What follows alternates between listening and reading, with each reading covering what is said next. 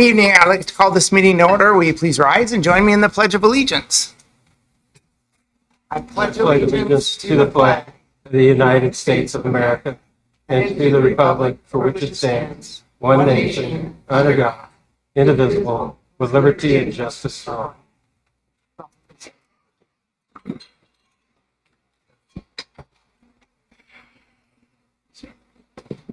All right, please start with the roll call. Council President Perez, Councilmember Vaughn, Here. Councilmember Albertson, Here. Councilmember Rivera, Here. Councilmember O'Halloran, Here. Councilmember McIrvin, and Councilmember Prince. Here.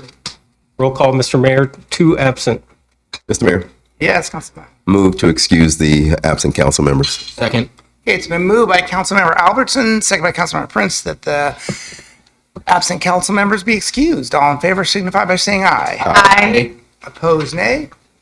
Motion carries. All right, tonight we're going to start off with a public hearing, and it's the 2027 through 2032 6-year TIP or Transportation Improvement Program, and we have Ellen Talbot from Works. Thank you, Mr. Mayor and council members. Tonight, my name is Ellen Talbot. I'm the Transportation Planning Manager in the Public Works Department. And tonight, I am here to present our 6-year Transportation Improvement Plan. I recognize that this presentation is similar, very, very similar to the Committee of the Whole from 2 weeks ago. And so I will do my best not to be too repetitive, but for the benefit of the public and the public hearing tonight, I will continue with the presentation. So just as a reminder from what you've seen before in previous years, again, this 6-year TIP and our annual update is required by law, but also we do an update every year to reprioritize or reposition projects for delivery of our capital project program and to move projects and advance them in prioritization to help them become eligible for grants. And so essentially what the meat and potatoes is of our annual update is really we are removing projects as they've been completed, and then we are adding new projects and bumping those up in the rotation to advance for funding prioritization.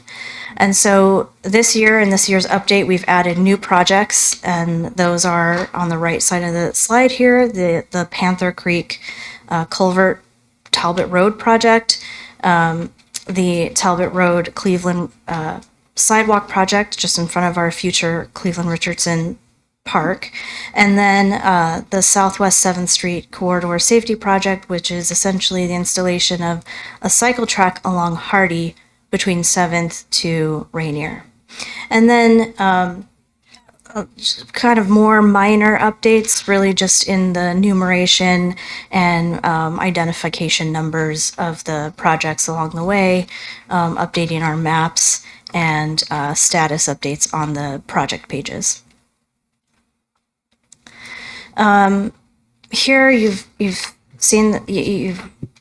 likely seen this slide before, but this is really just touching on the funding status and essentially the way that we move projects as they move through their funding cycle towards completion. And so we are accommodating in this TIP update projects at all funding levels, including partially funded in the design and construction, and then even our candidate unfunded projects.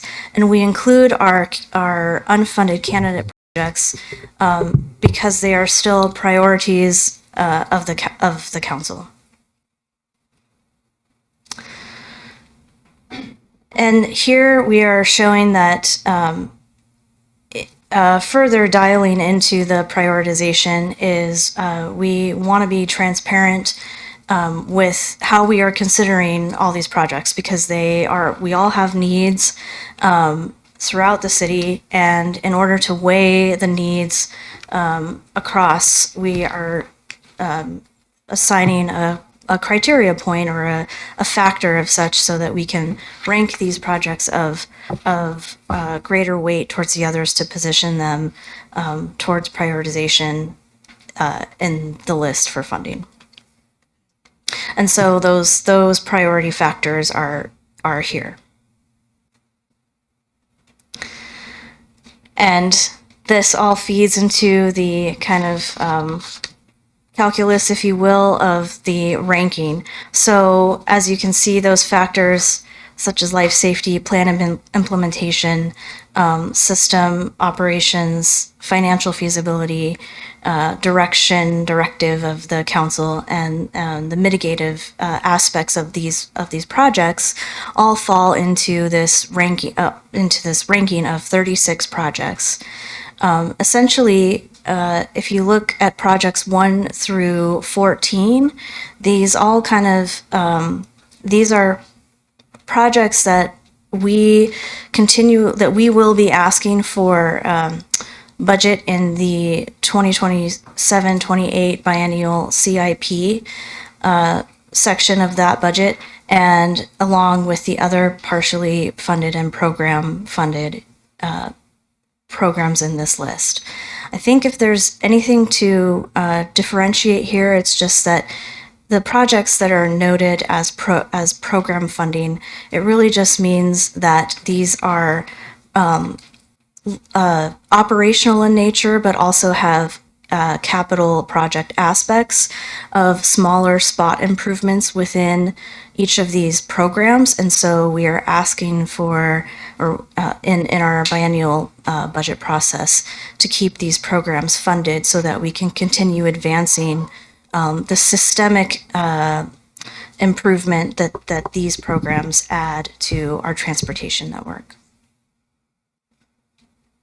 I would also mention that the prioritization that you see here has not changed from last year. We are still keeping our sidewalks and walkway program at the top of the list, as well as our bridge inspection program, traffic safety, which we heard last year was important to the council, street overlay, and the other projects as they continue on that you can see in the list. And of course, there's further detail in the attached TIP document in your packet. And so this slide here, this list is a bit shorter because it's not showing the program funded projects. We just simply chose not to map each and every little tiny spot improvement on this map, but it does really convey the major capital roadway and transportation intersection projects that comprise our 6-year capital program. And I just wanted to add this slide in at the last minute, just reminding and summarizing the walkway program projects that I talked about, that I was here presenting to the council a couple months ago, but essentially wanting to convey that how and where we are making progress in our sidewalk and walkway program. We are completing Maplewood. In fact, the construction has been completed and we're closing out that project. We are continuing to work on 116th, Southeast 116th, and we are closing up on the Southeast 172nd project. And then we have these 4 projects. So number 11 down here is the sidewalk in front of the future Cleveland Richardson Park. 55, which is not labeled, but this is Aberdeen, this green star here, and it's not. It's a prioritized project on a local collector road, so that's why it's not shown in red numeration. And then 76 is 164th. Same thing. It's still a high priority project, but it's just a local collector, so it's not shown in red.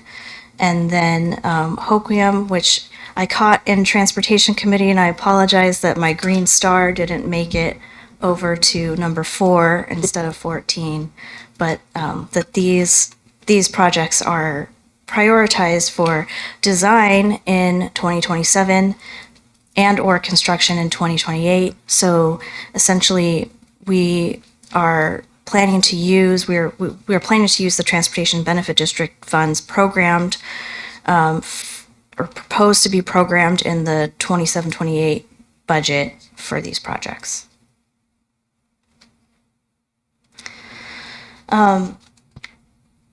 Here I wanted to touch on the fact that the funding needs for transportation projects will always be greater than what is available.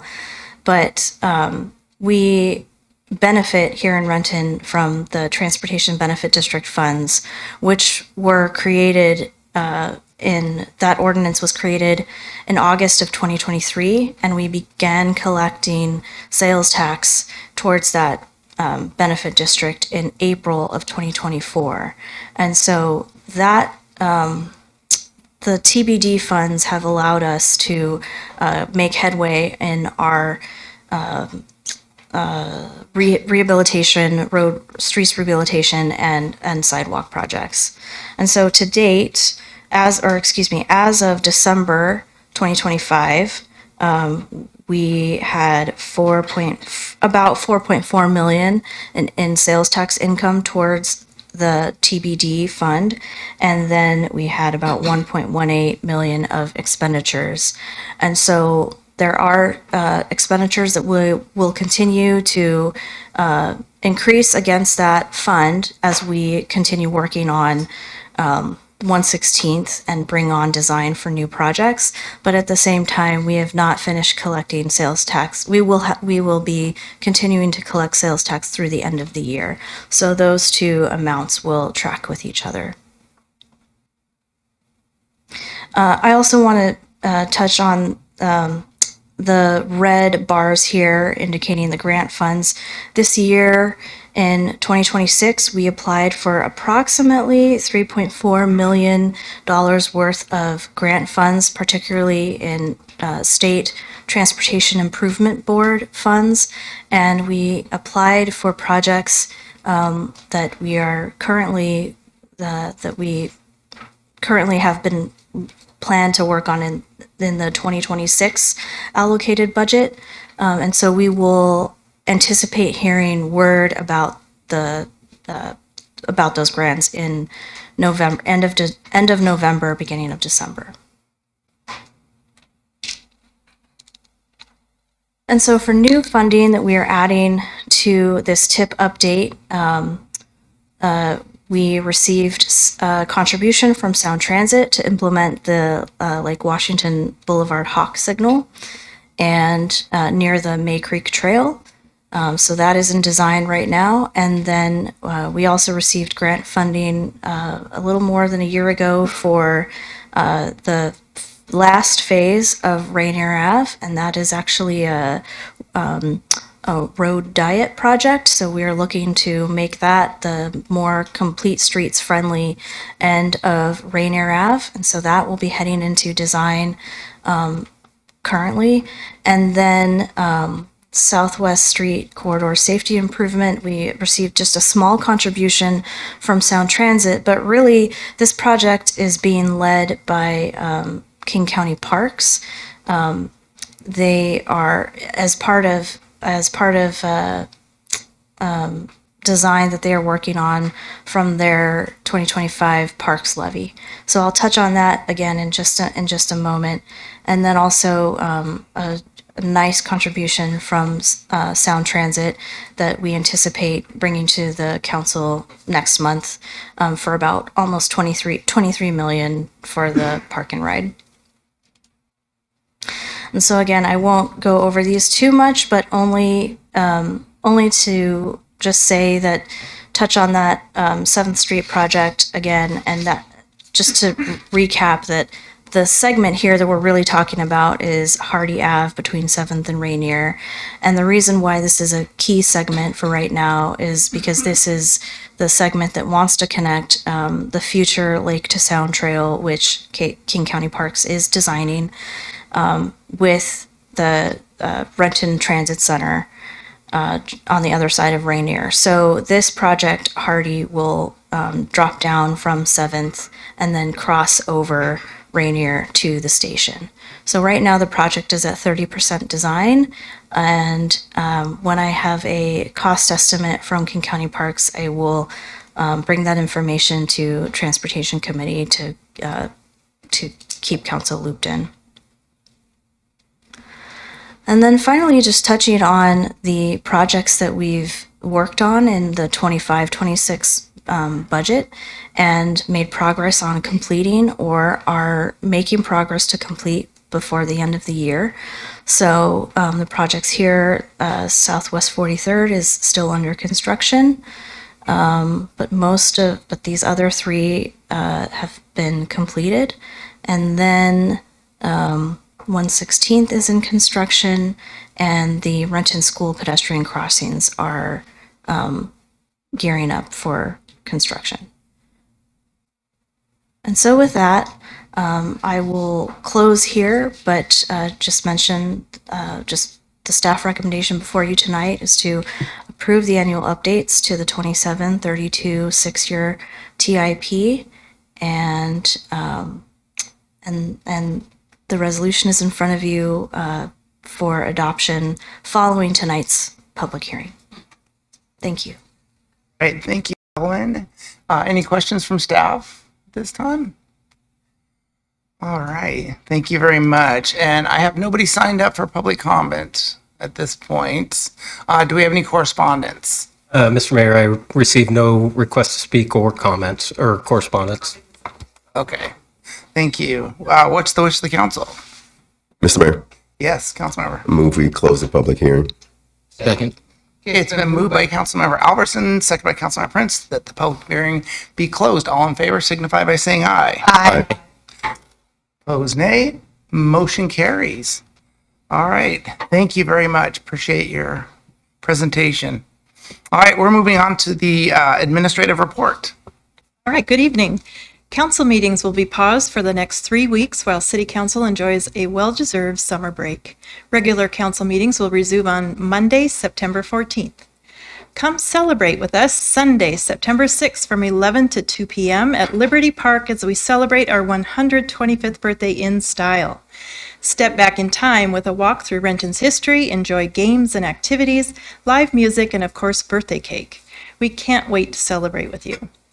On Saturday, August 29th, Metro will launch its fall service change to add more frequent service, expand operating hours, and improve connections throughout Renton and the East Side Transit Network. Metro developed this network to improve transit connections throughout the East Side as Link Light Rail service expands. When fully implemented, the East Link Connections Network will include extended service hours, new weekend service, and faster regional connections for Renton and other East Side communities. For more information, visit our website at rentonwa.gov. You still have plenty of opportunities to enjoy summertime fun with concerts at Coulon Park, movies, music, and exercise classes, and more at Legacy Square. Be sure to check out our website for an updated list of these events by visiting our website, rentonwa.gov/events. Information about preventative street maintenance, traffic impact projects, and road closures happening this week can be found on our website. All projects are weather permitting, and unless otherwise noted, streets will always remain open. That's all, sir. All right, thank you. Next up is audience comment. We do have a number of people signed up to speak tonight. I want to remind everyone that all remarks must be addressed to the entire council. When I call your name, please step up to the podium, give your name and city of residence for the record. Everybody will be given 3 minutes. There's a timer right in front. Please keep an eye on the little yellow light and start wrapping up your comments. When the red light comes on, that's 3 minutes, and we will move on to the next speaker. I will also call the person that's coming up and who's on deck, so please come up and get ready, and that way we can give everybody a chance to to get a chance to speak here. So the first person up will be Daphne Baird, and on deck will be Brandon Connolly.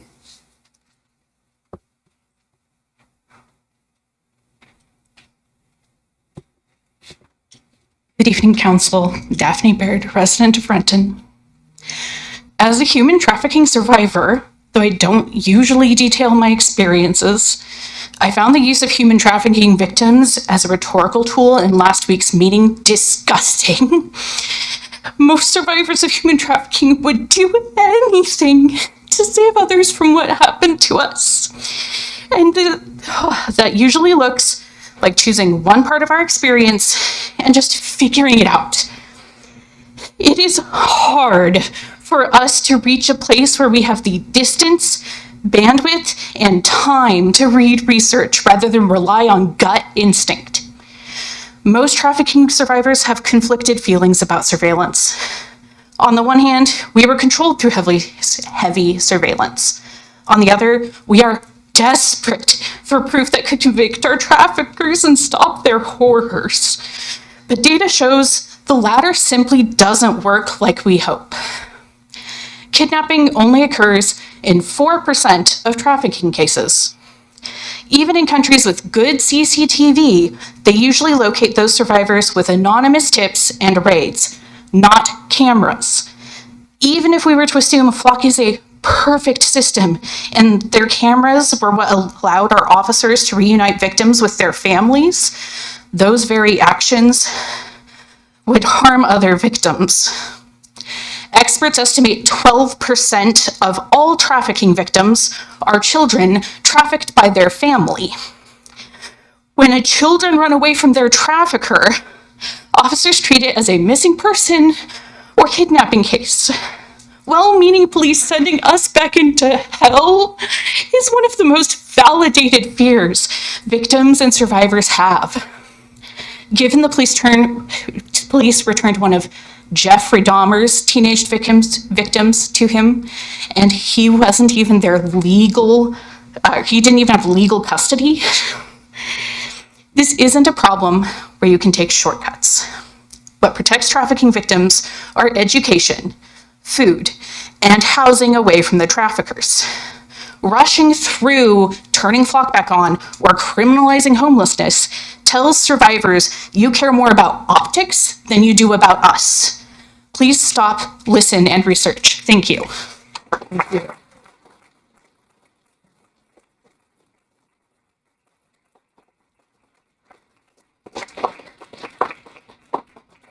Okay, next up is Brandon Conley, and Fatima Pinamenta is up on deck. Hello, my name is Brandon Conley, and I've lived in Renton the last 7 years. I'm asking you to vote no on Ordinance 6199, the camping ban. I'm also still against the flock cameras. Please cancel our contract. I could not find a clear reason why Renton is doing Ordinance 6199 now, the camping ban, but this follows camping bans nationwide. An attempt to reduce the symptoms of homelessness as felt by those who are more fortunate. In previous comments, previous comments at the previous meeting, my neighbors have already dug in a bit on why this is a bad policy. I'll leave that work to them. I want to tell you instead about my personal experience with homelessness. The first time I was 9, my family moved to Oregon and the house we bought fell through and we suddenly had nowhere to live. It was years before I understood that in those cold, soggy weeks, we were homeless, camping on public land. The youngest of my 2 little brothers was 4. The second time I was 15, home life had gotten bad enough that I left. A few months later, my landlord, who was also my employer, fired and evicted me. I slept that night in a public park, then couch surfed for a while. In 2008, my youngest brother lost everything. It took my wife and me a week to track him down. He had been sleeping poolside at apartment complexes and hotels, changing locations frequently so that it looked like he was just sunbathing. He had not eaten in days and he was badly sunburned. He stayed with us a few months. Now he drives a truck for a dairy co-op. The Federal Reserve publishes a report called the Survey of Household Economics and Decision Making. One finding from that report: the share of Americans who do not have enough cash to cover an emergency $400 expense has never been lower than 32%. That's 1 in 3 people can't afford $400. Too many of us are one bad day away from losing everything. What separates the people in this room from the people this ordinance targets is not character, it is a safety net that happened to hold up. In high school, I needed my friends and their parents. In childhood, I needed a soggy camping trip in the Oregon woods. Today, I'm a software developer with the free time and spare energy to give back to my community. If you want to tell me the homeless population of Renton is a nuisance, fine. If you want to tell me we cannot absorb the people displaced by similar bans in Tacoma, Auburn, Burien, Kent, and Tukwila, fine. Let's make this a state issue. Point me upstream and I will spend my time with them hassling them. But if you want to pull this crap where I live, then I'm back to enjoying my Monday nights with y'all at the City Council. Vote no on 6199. Thank you.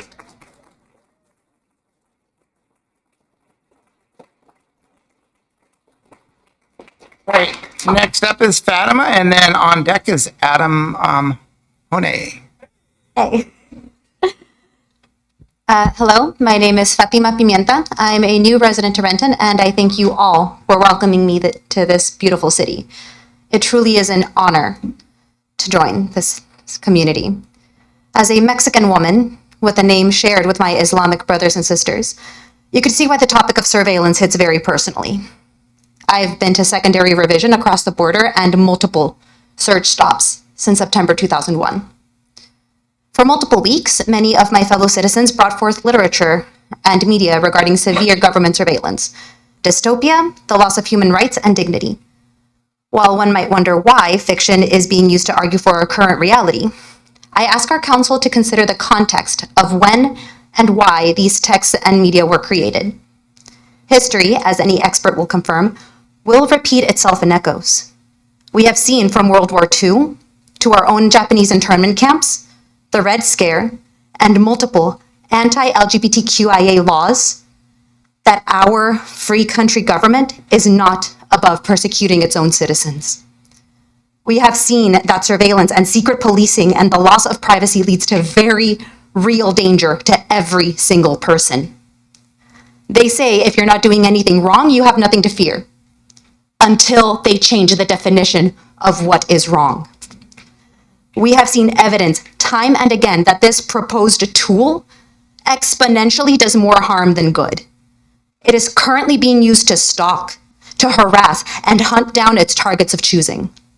This tool feeds incomplete, incorrect, and inappropriate information to our police and to ICE. We have seen innocent people be at minimum scared, or arrested and then released, or at worst taken away indefinitely without due process. I wonder how many of you walk around your day-to-day with your passport and your social security card on your person, just in case someone with ill faith has suspicions. Are you ready to be treated as guilty until proven innocent? You stated in our previous meeting that this tool is to be used for crime prevention, yet evidence has yet to prove these cameras are effective in preventing, aiding, or solving any of the violent crimes you claim the worst of the worst have committed. You stated that we will not base our policies on the actions of other cities. I believe a term for learning from previous instances can be called established precedent. I am pleading you to look at the evidence. Look at the facts. Look at what these cameras are currently being used for. Why other cities have terminated their contracts, and what happens when you actually leave them on. Let us not keep going down a path after we have seen where it leads. Let us not make the mistakes of the past over and over again. Let's continue to make history, not repeat its tragedies. Thank you.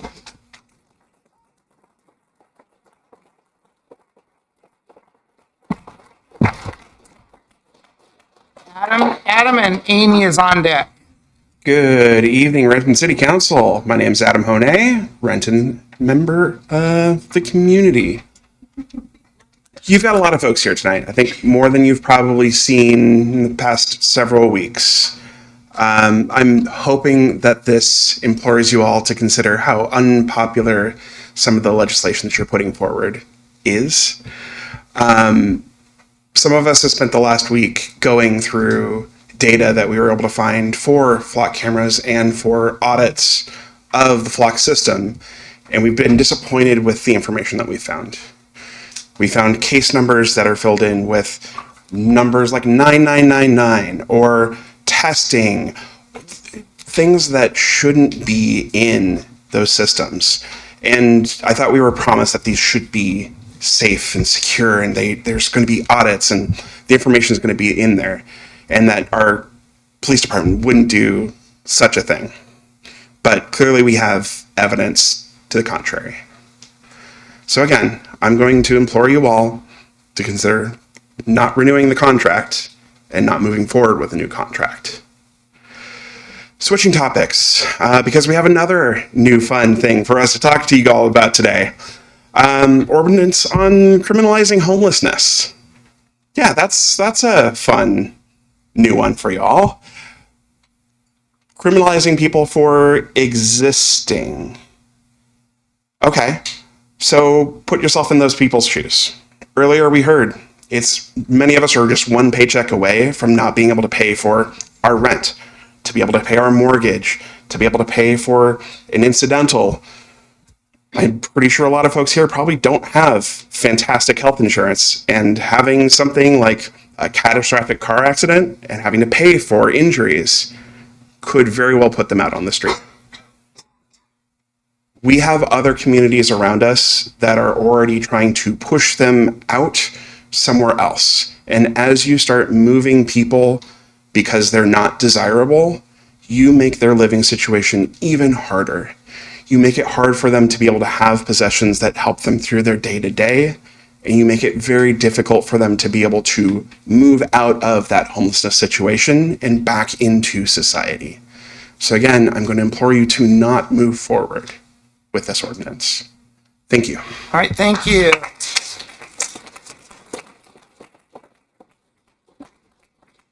Next up is Amy, and Diane Dobson is on deck.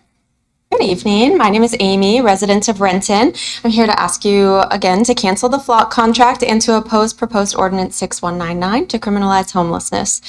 Some members of this council seemed confused last week how Flock could just change their contract terms and Renton be subject to those changes. Private companies, especially cloud service providers, do this all the time in a few ways. First, a Flock could add or remove functionality of the system to make you agree to a new license term before restoring prior functionality. Or click wrap licensing. Flock could present a pop-up to ask you to agree to new terms before allowing you to use the interface. Any city employee could click I agree. How many times have you checked I agree without reading the terms and conditions? I think we've all done that. Do you really know if the contract agreed to in June 2024 is the contract currently in place? And even if it is, are you comfortable with those terms or the terms as they stand in August 2026? If you re-sign a contract with Flock, you'll be signing the updated terms, which, as a reminder, mandate contract disputes be arbitrated in Georgia under Georgia law, making Washington state law completely irrelevant, and give Flock a perpetual, irrevocable license to use Renton's data for any number purposes, including to train AI. So please don't renew the contract.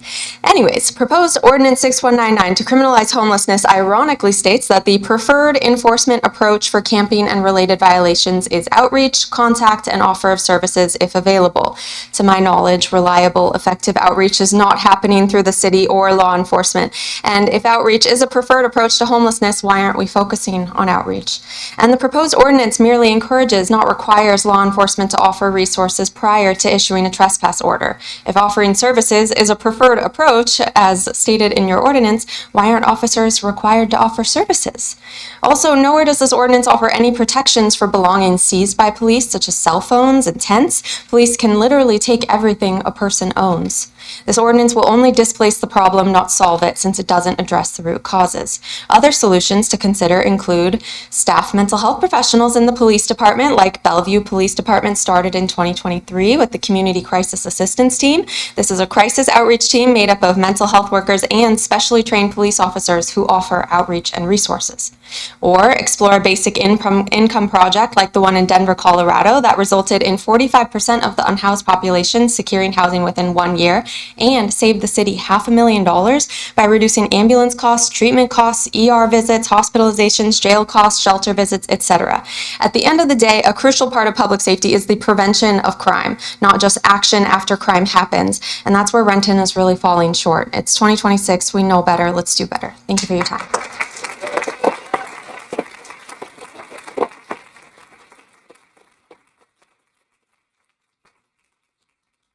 Next up is Diane Dobson, followed by on deck will be John Verton.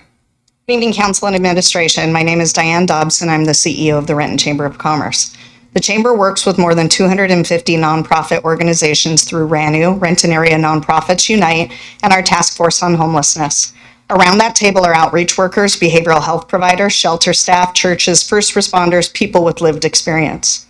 Over the past several months, we've hosted meetings and listening sessions on the use of the opioid settlement investments, the Renton Stabilization Center, and most recently, the proposed use of public space ordinance. Participants have included Evergreen Treatment Services, Reach Renton, St. Matthew's Church, Salvation Army, Valley Cities Behavioral Health, Fine Maple Place, Neighborhood House, St. Stephen's Housing, Orion Industries, King County Library System, Pure Washington, Valley Public Defenders, Recovery Navigator Program, Friends of Youth, and other organizations. Throughout those discussions, and perhaps not always where opinions started, the overwhelming takeaway has been support for giving the city an appropriate use of public space tool. Thank you to the council members who have joined those conversations. These providers see the ordinance as one additional tool, a combination of opportunity and accountability to help move someone towards shelter, treatment, recovery, and stability. They have also been clear, we cannot put the cart before the horse. While the city needs a runway to implement this ordinance, enforcement cannot get ahead of available referrals. If we tell someone they cannot remain in a public space, there needs to be meaningful places to direct them. Renton is building those options through AHA Housing, the More We Love Women and Children's Crisis Center, Reach Center of Hope, Compass House for Veterans, Vision House, and the Sidney Wilson House. With that path forward established, I'm persuaded by the organizations and providers doing this work every day. Their experience tells us this ordinance can be one helpful tool among many, and I hope the council will consider supporting it as part of that broader approach. I want to close why this matters to me personally. My brother lived on the streets, struggled with addiction, and ultimately died of an overdose. If people could simply decide to leave addiction, trauma, or behavioral health challenges behind, many would have already done so. To me, compassion means more than offering help or allowing someone to remain in circumstances that may be harming them. Sometimes it means creating a path forward, one that may include accountability, to help someone move towards stability when they may not be able to choose that path on their own. Thank you very much. Thank you. John Verton and Leslie Jensen on deck. No, John? All right, Leslie Jensen. On deck. Who's on deck? What's that? Who's on deck after Leslie? Leslie Jensen. After Leslie. Oh, no Leslie either. No, she's here. I said, who's on deck after Leslie? Oh, I was waiting for Leslie to come in. Tammy Hess. Tammy Hess is on deck. Sorry, I'm limping. It took me more than 30 seconds to walk up here. Leslie Jensen, East Renton Highlands. I very much appreciate the intelligent and thoughtful people who come here week after week with well-written statements that include facts and statistics and studies that show that ALPRs are more dangerous than they are effective. However, I'm unimpressed and disappointed with the folks who are pro-ALPR, as they have not provided a single fact or statistic or study that backs their pro-ALPR stance. It's disturbing to me that I live in a city where some of my representatives don't care about facts. You have made that clear by not providing any facts to us and dismissing any facts that we provide to you. It's disturbing to me that I live in a city where some of my representatives and the police department prefer to assume that people who live and work in our city are to be treated as guilty until proven innocent. Mass surveillance, by its nature, is a message to the people that we're not trustworthy and we must be watched 24/7. It is disturbing to me that the same representatives who don't trust us demand or expect our trust, and at the same time trust a private corporation, in this case Flock, who have shown over and over and over that they are a bad actor. There is no point in my reiterating how Flock is untrustworthy because you have made it clear that you don't care. And nowhere is your lack of care for your fellow human beings more obvious than the camping ban you want to pass. It is the perfect example of cruelty over compassion by literally criminalizing poverty. Rather than follow the lead of other cities who have had proven success with a housing first approach, you prefer to waste our tax dollars on putting poor folks in prison. Shame on you. In closing, I'll say that I've never looked forward to a local election as much as I do for the one that's coming up in 2027.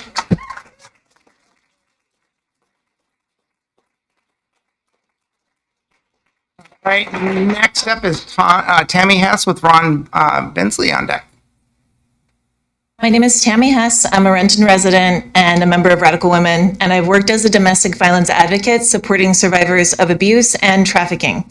I've also worked directly supporting the unhoused community. Different experiences, but the same truth. People are trying to survive systems that were not designed around their safety. And I'll be speaking directly to the camping ban and to canceling flock around this issue. In domestic violence work, sometimes safety means being invisible. I worked in a confidential domestic violence shelter, and our location was not shared, even with law enforcement. Survivors and their children came through a separate intake location, and from there we transported them to safety. We took location tracking very seriously. We had to. National Domestic Violence Safety Guidance recognizes that survivors may need to decide when location tracking is safe and when it needs to be turned off. That was not theoretical in my work. It was a core component of safety planning. Because sometimes the most important information about a survivor is the information that must not be known through tracking on their phone or their vehicle. So when I hear survivors used to justify expanding surveillance like flock, I have to ask, who is actually being consulted about survivor safety?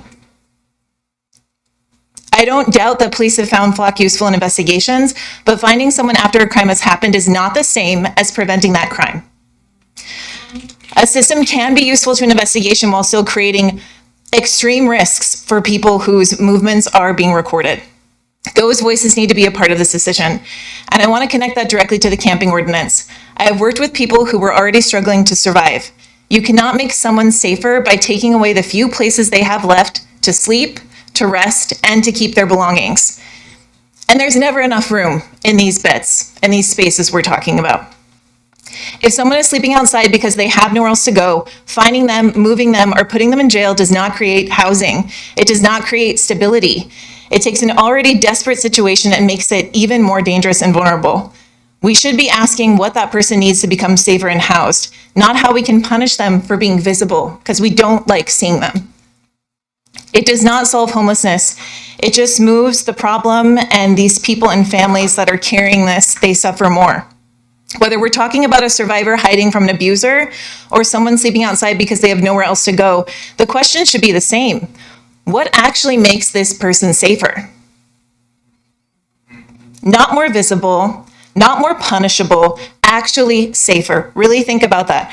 Privacy is not opposite of public safety. Sometimes privacy is the public safety.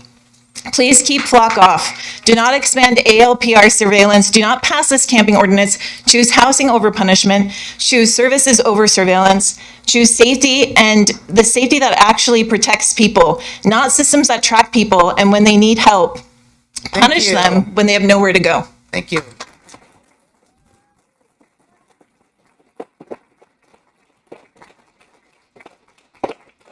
Hey. Okay, Ron Bensley and then Christopher Cocho on deck. Ron Bensley of Renton. Thank you, Mayor and council members. I'd like to review the parliamentary procedure at the tail end of last week's meeting. And I'm being very sincere. We had one of our council members did bring up a motion that was clearly in this hot button issue. And I respect that there's differences of opinion. The real problem was that the council was ended up with a 3-3 tie vote. I'm not going to condemn the mayor. He shouldn't be forced against his will to make a tie vote if that's not his choice. But you need to figure out a 3-3, if it doesn't have a majority, that in a jury, in courtrooms, that's a hung jury. That doesn't pass. I don't understand why there wasn't a second vote presented or a second motion presented to have a new vote so that the council would have an opportunity. Why that didn't happen, I don't know. This is probably not the last time that you will face this, having a tied council and whoever happens to be the mayor, they don't choose to cast the tie ballot. I think you can't force somebody against their will. But doggone it, you really needed to do a second vote. You present a new motion, if indeed that was your idea. You didn't get 50.01%. exactly 50 doesn't pass. I would invite the city mayor to have the city attorney review not only Robert's rules and also state law about exactly what are the circumstances where there's a tie vote on a council. Thank you.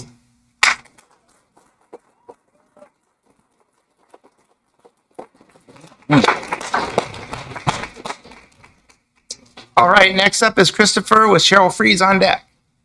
Good evening, Mayor and council members. My name is Christopher Kiocho. I am a proud Renton resident.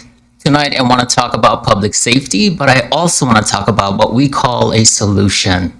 Now, I support permanently removing flock cameras from our city and declining to renew future contracts. I understand that this technology was introduced to make our community safer, and that is something that I still wholeheartedly believe in and believe that the council should continue to invest in. Public and community safety should not be measured by our ability to investigate a crime after it's happened, rather preventing it from happening in the first place. It must also include privacy, civil liberties, community trust, and the security for our most vulnerable community members, which are immigrants, as well as those seeking special medical needs. If we want to be serious about public safety, if we want to be serious, we have to consider fiscal responsibility and invest our public dollars in solutions that hit things right at the root. Instead of investing in surveillance technology, how about investing in human and behavioral health professionals to accompany our first responders? How about investing in ways to remove, if we're so concerned about people on our streets, how about we invest in actual ways of providing behavioral health services, shelter, outreach, and community management? Let's allocate resources that actually create pathways towards permanent housing. Because being unhoused should not make someone a criminal. But a camping ban might remove a tent, but it will not move them out of homelessness.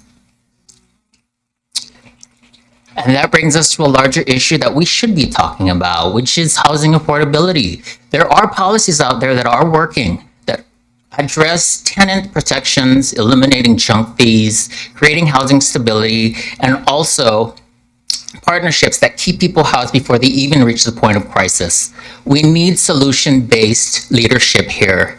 And we don't have to choose between compassion or public safety, between helping people or fiscal responsibility, because good policy should accomplish both.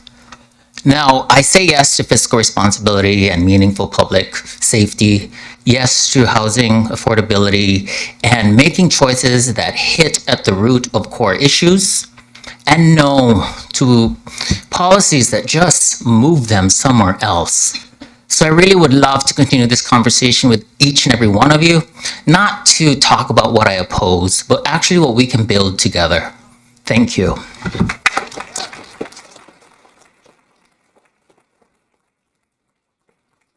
All right, next up is Cheryl Freeze, and Zach Moore is on deck.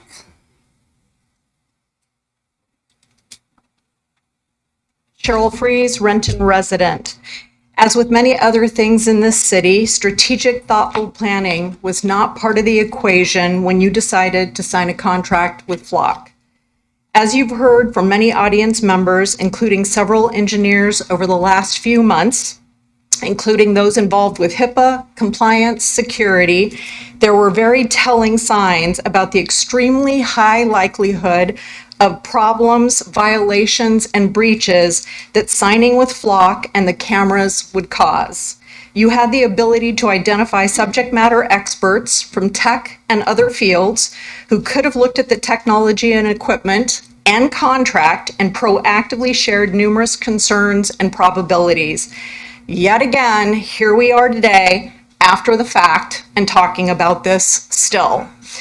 This criticism of Flock is happening nationwide. The, using a favorite word of some of you, nefarious activity cannot be surprising to you. The harm that Flock has caused cannot be surprising to you.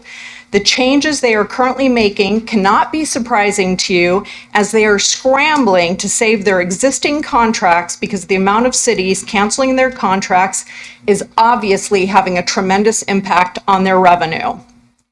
Desperation causes desperate behaviors. They raised over 9 rounds of funding of more than $1 billion. Their last round, which was a Series I loan, was for $207.92 million. They are beholden to their investors, not to the people whose lives they are irreparably damaging. As of August 3rd, their valuation has decreased almost $2 billion. That was after their Series I, which occurred in March 31st of this year. That is a loss of $16 million per day. The CEO says he's run and founded 2 successful companies, yet Clutch Technology, where he was the technology founder, silently folded after raising $12 million. And then Moment existed for 2 years with no data left or today on the acquisition, folding, or any other current information on the company. So what I'm trying to determine is where those 2 successful companies were. Is it any surprise to you that now he's backpedaling and say, we got this wrong? So how many times does he get to say, we got this wrong, until you see the damage this technology does far outweighs the benefits? A contract review or revision will not change the fact that this is harmful technology, and we should vote no across the board. No to revising the contract, no to the technology, no to Flock. Thank you.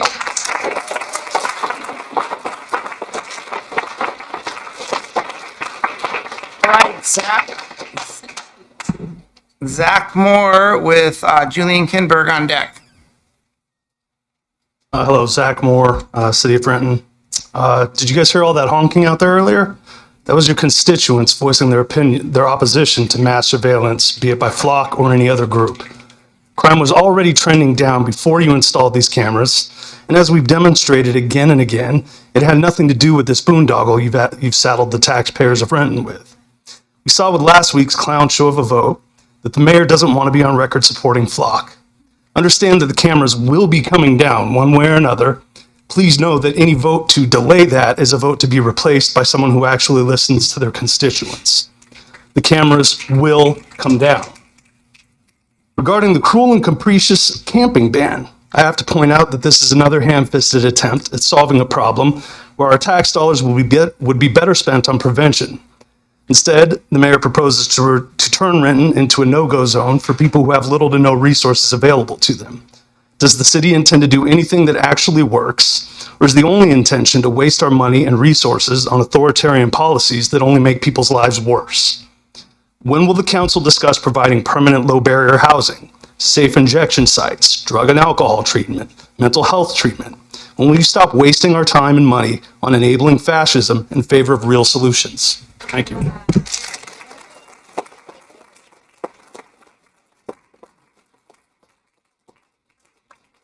All right, next up is Julian Kinberg with Howard Carter on deck. Good evening, Council. I'm Julian Kinberg, resident of Renton, representing South End Indivisible and the American Party of Labor. Many of us working people of Renton are confused as to why you don't seem interested in serving those who elected you. Why is it that you continue to entertain the ideas of spying on us with mass surveillance and criminalizing the existence of our unhoused brothers and sisters? I've discovered some things that everyone here might be interested to know. Mr. Pavone, your job as mayor of Renton, combined with your business and rental properties, grant you between $490,000 and $1.16 million. This is your time to talk to the whole group. Yet no singling out any individual person, myself included. Okay. I'm happy. No, we're not going to have outreaches here. All right. Well, then in that case, so kindly talk to the entire group. All right. In that case, I can get around this. Y'all are really, really super rich. Y'all are really, really, really rich, as some of my comrades have figured out.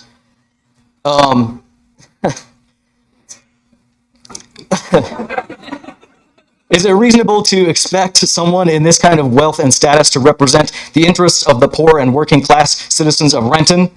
This explains in part your total lack of compassion for those of us who you would gladly incarcerate just for trying to survive on the streets. Another one of you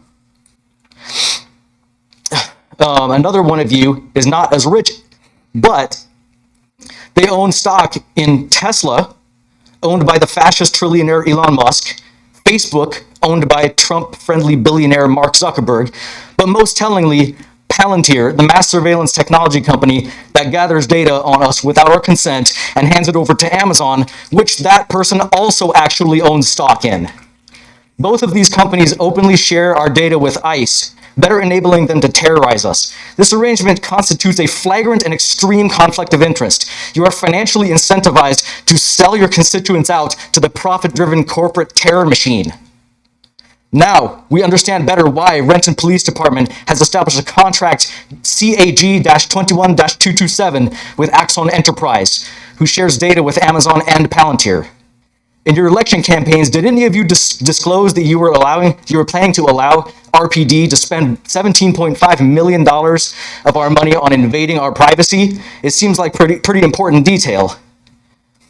Through Amendment 5, proposed in December of last year, the contract would appropriate an additional $1 million a year for Axon to supply RPD with fleet cameras, APLRs, AI tools, virtual reality training, drones, tasers, and data management software. I've mentioned before how Axon Enterprise supplies the IDF with means by which to terrorize and murder our brothers and sisters in Palestine. How far are you willing to look the other way while they begin to do the same to us? How much money is the suffering of every family torn apart by ICE worth? How about the lives of hundreds of thousands of dead civilians? Thank you very much. Are all of your millions worth it to you? Thank you. We will continue exposing the nature of your system.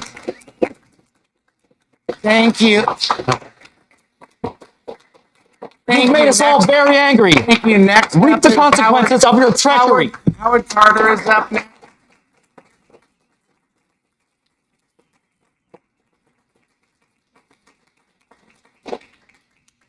Howard Carter is up next with Gabriel Diaz on deck. No Howard. All right, Gabriel Diaz. And we've got, that's fat him up twice, Mike Westergaard on deck after that. Hey folks, my name is Gabriel Diaz, and I'm here today to speak about the ordinance to criminalize homelessness and flock. Firstly, I want to kind of point out, to a certain member of the Diaz, they love to, they're very quick to say, hey, don't call individual people when their wealth is mentioned, but not much of a response when people on the Diaz calls out individual members out here. Good thing to notice. Anyway, I'm going to start with turn the cameras off. Look at how many people want this. Look at how many people demanded this. It's time to turn them off. If we're having to present to commissions literally promotional material from the company, that may be a good sign that, we don't have a lot of research to back this up. However, I want to focus today on the criminalizing homelessness legislation. This is something I've been incredibly focused on. Now, I've gotten to read through a few parts of this ordinance, and it's been really concerning to me.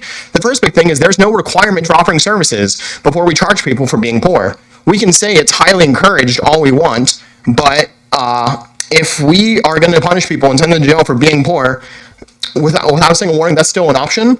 There's massive issues at play. We're also seeing people's items be taken. I have done a lot of volunteering with groups like Stop the Sweeps, where I've seen how much of a reset that can be. People who are just starting to get on their feet and be able to exist, how much a reset can be to have their stuff taken and stolen. I've also seen how poorly ordinances like these go. I'll tell you exactly how a sweep goes.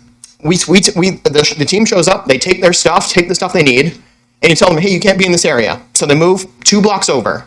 What has changed? Nothing. They're just 2 blocks over now. This is not going to solve anything. It's just going to make it so we can pretend we've done something.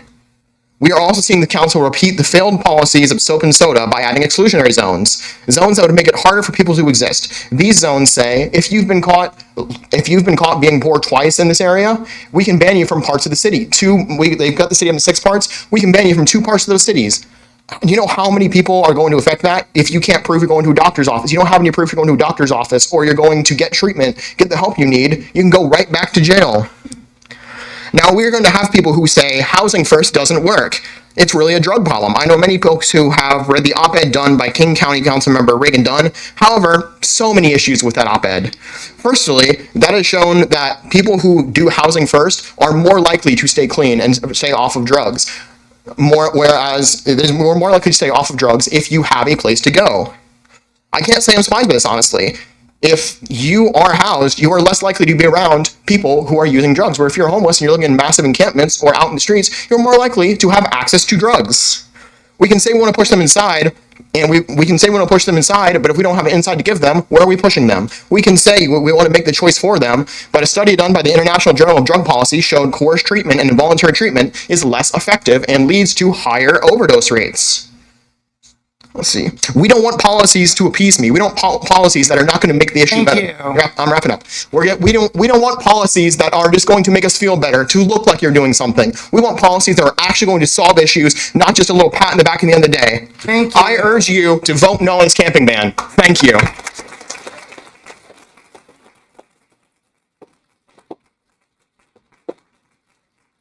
Up is Michael Westergaard and Marissa Chong on deck. Hello. Michael Westgard, resident, City of Renton. I was going to talk about something different, but since it's come up, I just hate talking about the shit because I don't want it to define me. But when I graduated from high school, I was unhoused. And that's what led to my brief stint as a criminal in the eyes of King County. And led to a lot of the substance abuse issues that I struggled with throughout my life. So I didn't have to deal with some kind of camping ban at the time because that wasn't such a thing. But I can tell you, as somebody that's struggled and had to walk the streets at night or sneak into places just to find somewhere to sleep, that terrorizing people does not work. And then people that struggle with substance abuse, the number one marker when they're interacting with counselors and getting the wonderful diagnosis, the number one marker is a resistance to objective pressures and continued behavior. So like, despite being punished, you continue to use the drug or the alcohol or the substance. That's the marker. That what qualifies you to get labeled addicted or substance abuse. That's it right there. So if you are going to do policy that leads with punishment, but the people that are struggling with substance abuse, their number one marker against coming out of their issue is that they are going to continue to do the behavior despite the punishment. It's not going to work. So like, you do what you want. This is more where I wanted to have the conversation today, but yeah, do what you want. But right now we have a wonderful group of people that are coming here regularly, and we are fighting for a politics of the people. And we are fighting for representation. And I have done a lot of work over the last 10 years in politics. I'm the e-board member for SEIU. I'm a delegate for MLK Labor. Both of those organizations do endorsements. I'm a member of the 11th Legislative District Democrats. They do endorsements. It's a wonderful thing. I have a lot of connections with AIM, a lot of the other unions in the area. So that is going to be my focus with me and my neighbors, that however you vote, however this comes out, and whatever policy gets set forth, we are going to respond, and we're going to have boots on the ground. We're going to knock doors, and we are going to get the word out about how much work we were doing and what we are fighting for. And that is housing first, banning flock, dismantling that system, and to pay workers living wages. Because if you want to talk about all this other policy issues and all this other stuff, if people just had the money they needed to survive, we wouldn't nearly need the safety net system that everybody's trying to fight against or create. So I hope you guys have a wonderful evening. Mayor? Mr. Mayor, point of information, Mr. Mayor. Can we check on our colleague who's been out for over 10 minutes, or have the record show that he's been missing for over 10 minutes? It's priority to be out if you want. I wasn't sure. Oh, good clarification. Thank you, Mr. Mayor. Yeah. Marissa Chong is up and Jeannie Demond is on deck. Hi, good evening, Mayor and council members. My name is Marissa Chong. I'm a resident of Renton. I'm here to reiterate again to not renew your flock contract, period. No changing of the contract will make things better for the Renton community, except to get rid of the flock contract and get rid of these cameras. Also, when exactly will that town hall date happen? I've heard two different timelines. I'm mostly now wanting to speak about the ordinance to criminalize homelessness and how that is not a good idea either. The homeless are already at a disadvantage, and it is incredibly hard to survive in this economy, even for those of us who are housed. I cannot imagine what it is like for a homeless person to figure out how they will survive day to day, and on top of that, to get incarcerated for just trying to find a place to rest. How are you supposed to find someone who doesn't have money to begin with? What would be the point of putting that person in jail? Who would then have a criminal record for only sleeping in public? Regarding the offering of services, it seems like there is no requirement for the officer to offer available resources. It says, quote, authorized officials are encouraged to refer persons to available services before or in addition to enforcement. Where the suspected violation is camping and services are reasonably available, the official should offer services and document the offer before issuing a citation. Not only is there no requirement, but I'm not sure what it means when services are reasonably available. What does that mean? To me, this all sounds like an ordinance just to make the rich and privileged feel more comfortable and not have to see what is happening to others. The ACLU Washington has said laws like this only exacerbate their struggles and perpetuate a cycle of instability, and that the criminal legal system spends valuable resources on enforcing these laws when redirecting these resources towards housing solutions would be more effective. Look how many of us keep coming week after week, with even new people coming. This many people can't, and this much passion can't be wrong. We are here because we care about our Renton neighbors and community. Both the flock cameras and the ordinance to criminalize homelessness ban are issues that we are strongly against because of our compassion for our Renton neighbors and community. No to the flock contract and no to the ordinance to criminalize homelessness. Thank you.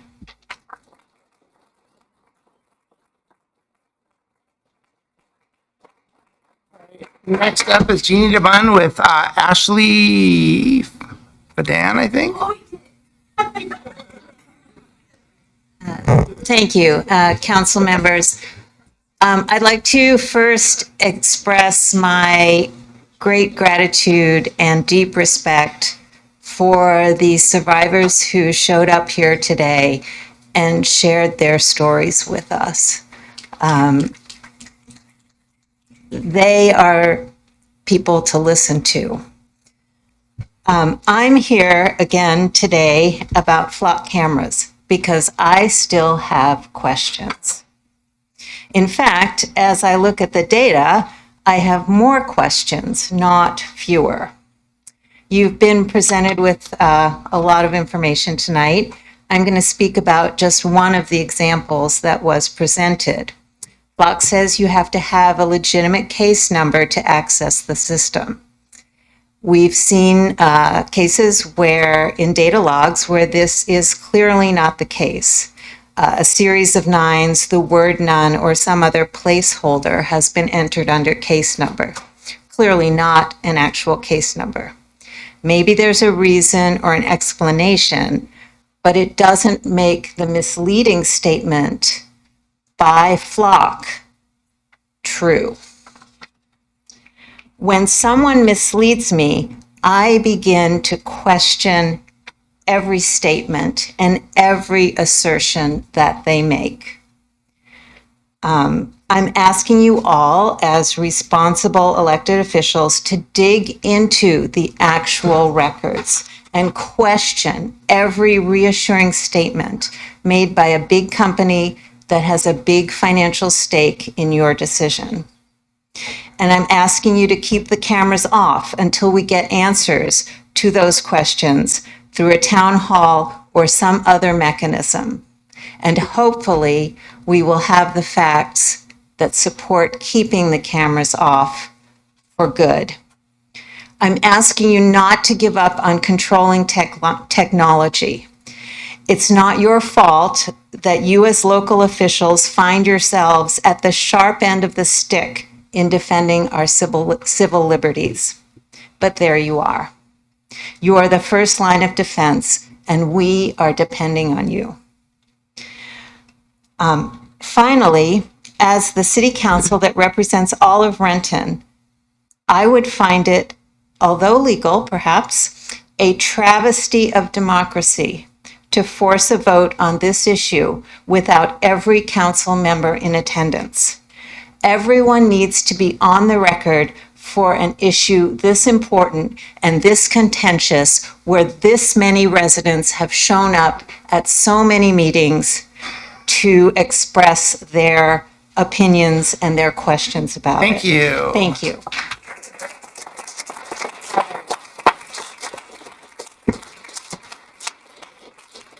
All right, next up is Ashley Fadan, and on deck is John. I cannot read your last name, but you're from Bellevue, so you're on deck, John. Hi, Ashley Fadan, nurse, advanced practice nurse, who actually works in our community and is boots on the ground. As I'm sure many of you have seen me here before, this time in uniform, other times I'm wearing regular civilian clothes. If you heard loud voices over a speaker earlier, that was me. Because it doesn't seem to be loud enough to be saying it here on camera in front of all of you that flock cameras don't help public safety. It does not protect my patients. It doesn't prevent stalking. It doesn't prevent human trafficking. I appreciate people's opinions, but after last week, I actually did this thing called research. I reached out to SAFE, I reached out to the network team, people who are actually known across the country in preventing human trafficking. And flock, although helpful after crimes are done, is not helpful.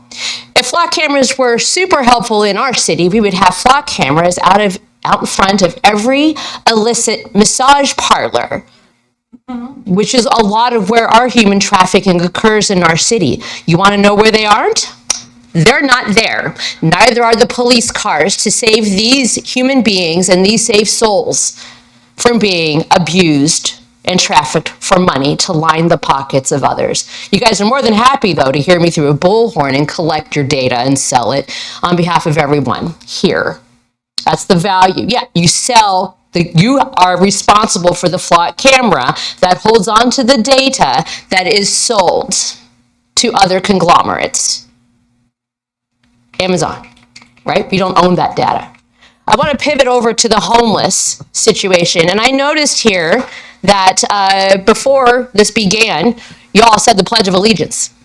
When we say the Pledge of Allegiance, we put our hand over and we honor our God, wherever our God perceives us to be, no matter the religion. Everyone here stood up, and I witnessed that. And I thought it'd be very, very important to remind you of the words of Isaiah regarding those who you are choosing to dismiss, or consider yourself higher than.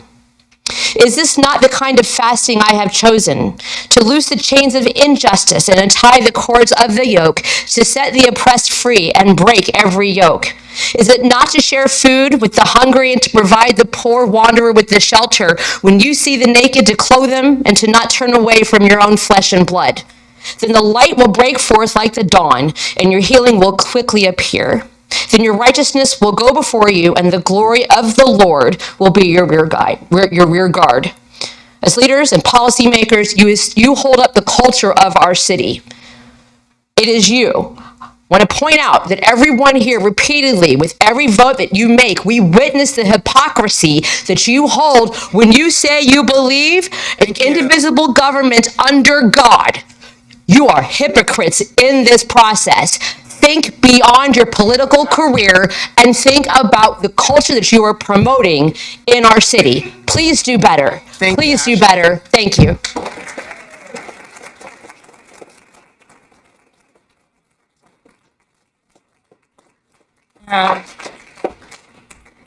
Courtney is on deck. I'm John Pincus of Bellevue, and I run the Nexus of Privacy newsletter. Thank you for the opportunity to provide comment tonight. my comments tonight are also about ALPRs and why it's so critical to keep the flock and Axon cameras off. Please listen to your constituents on this. I mean, they've done such an amazingly good job of highlighting the issues on the ALPRs and on the criminalizing homelessness. I really want to emphasize a point that's come up repeatedly. Surveillance isn't safety. These cameras don't prevent crime. They don't keep people safe. As you've heard, Flock is scrambling to save their business with a bunch of PR, including claims that they're putting in new safeguards.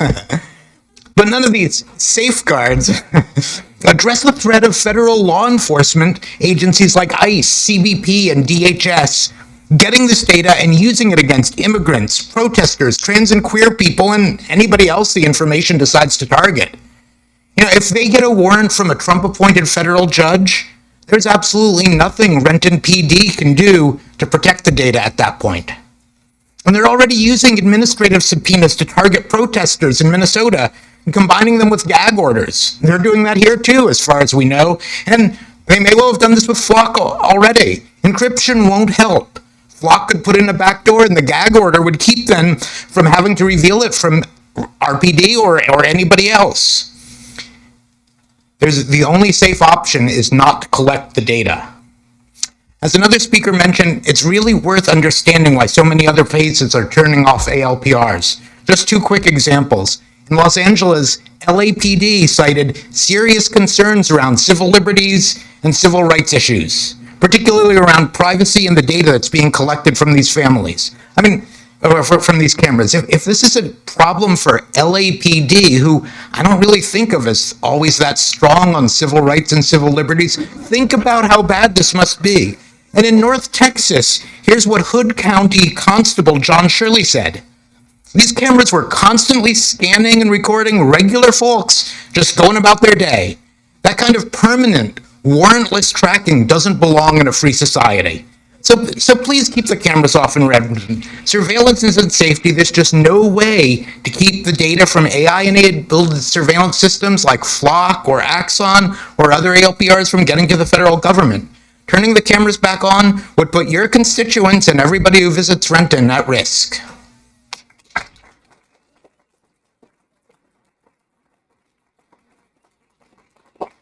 All right.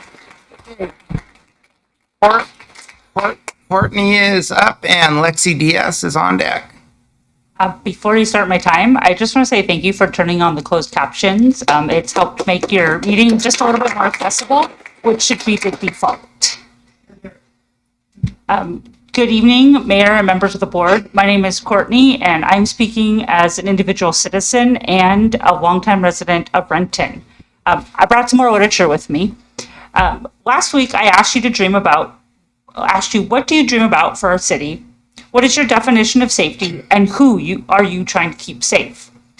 I hope you are still thinking about these questions as you make decisions that impact the citizens and people within our community.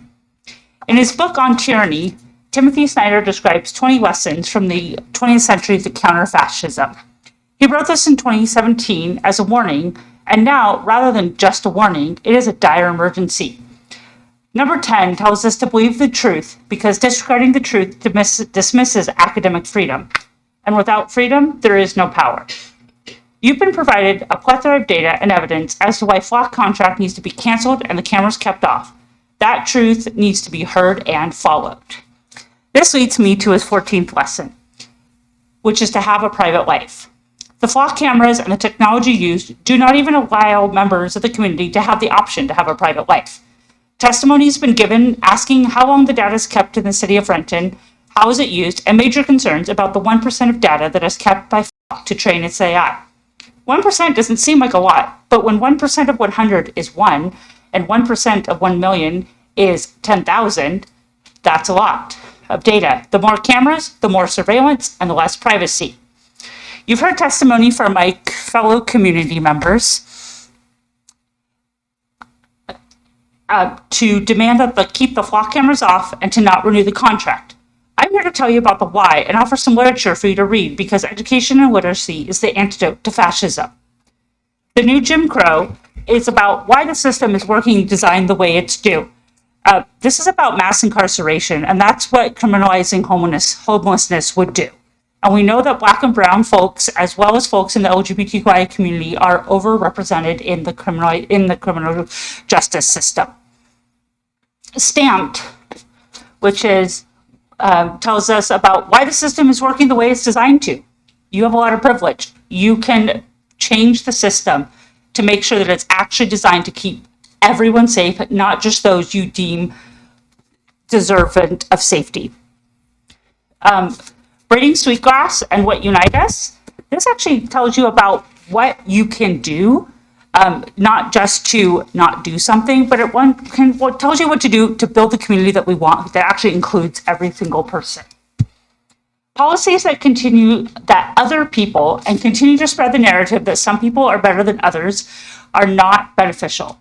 In a city that proclaims to welcome all people, our policies need to match our actions. I'm telling you, do not consider the ordinance of criminalizing homelessness. Keep the flock cameras off. Thank you do not very renew much. the flock contract.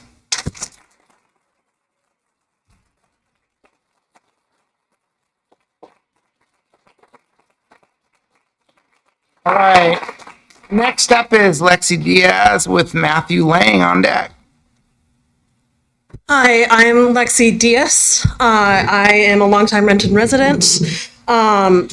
So I think we can all agree that being efficient with taxpayer money is a good thing. One way we can achieve this is a preventative approach for crime. The ordinance to criminalize homelessness is going to be expensive for our city. It's been a studied and proven fact that an individual is more likely to recommit once they have been in jail. Additionally, it will suddenly become very hard to get a home if someone can't get a job because they have a criminal record. I also ask that you look up the rates of poverty and crime. It's also very well studied. We can talk all day about the additional barrier of how awful SCORE is for our community, how it has consistently killed people under their supervision. But what's more relevant for today is that it is expensive to continuously arrest people and have them filling up our jails. We can save this money by using our resources to provide more services that there just currently isn't enough of in Renton.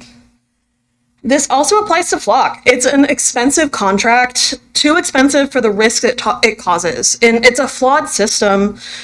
People have been getting wrongfully detained because Flock cameras are incorrectly logging their license plates. Reactionary policing is not effective. Please look at the evidence. Don't pass Ordinance 6199 to criminalize homelessness.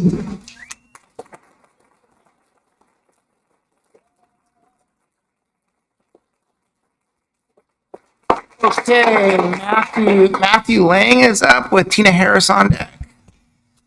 Hi there, Council. My name is Matthew Lang, and I'm here to speak out to end the flock contract. At first, let's stand in solidarity with those folks who are speaking about that. But I have a lot to say about the ordinance to criminalize homelessness.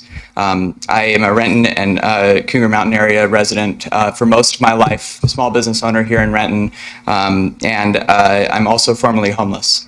When I was in school, it was right after the 2008 crisis. My family, we were living out in May Valley Road. We lost the house to foreclosure. Father lost the business. Everything fell apart. I lost my student housing. And I was out in Pittsburgh for a couple of years trying to figure it out. Right? I had a car. That was lucky. I didn't have to camp. But my ability to get around the town was primarily marked by whether the Pittsburgh Parking Authority was giving me tickets and towing my car. And I'll tell you what, in the 5 times that my car got booted, towed, taken away, while I was homeless and was pleading my case to the folks there, I lost so much every time, right? I locked into my student community. And every time that I was taken out of the situation where I could be with them in my community, with the people who cared about me, I was done harm. I was sleeping in a parking garage somewhere downtown, right? I was figuring out if I can stay in the supply closet at the local grocery store, staying in the second floor of the restaurant I was working at, bar backing. That's real. Now, what's proposed here in the ordinance to criminalize homelessness is a wide soda and soap zone, right? What it seeks to do is put zones where people can't be. If I was made homeless right now, for whatever reason, in the Renton Highlands, I would be cut off from my family. I would be cut off from my resources. I would be cut off, and it's not, if I didn't have a car, which I don't currently, I wouldn't be able to re-access those. If I had to go to Benson Hill, if I had to go downtown because I couldn't be in my own frickin' neighborhood, that ain't right. So please do not pass this.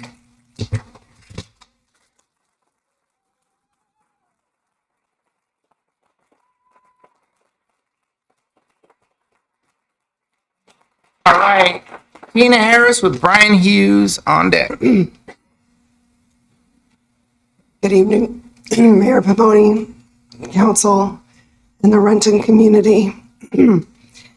I do apologize. I'm getting over this cold from last week. My name is Tina Harris, and I am the victim advocate with the City of Renton, specifically the Renton Police Department.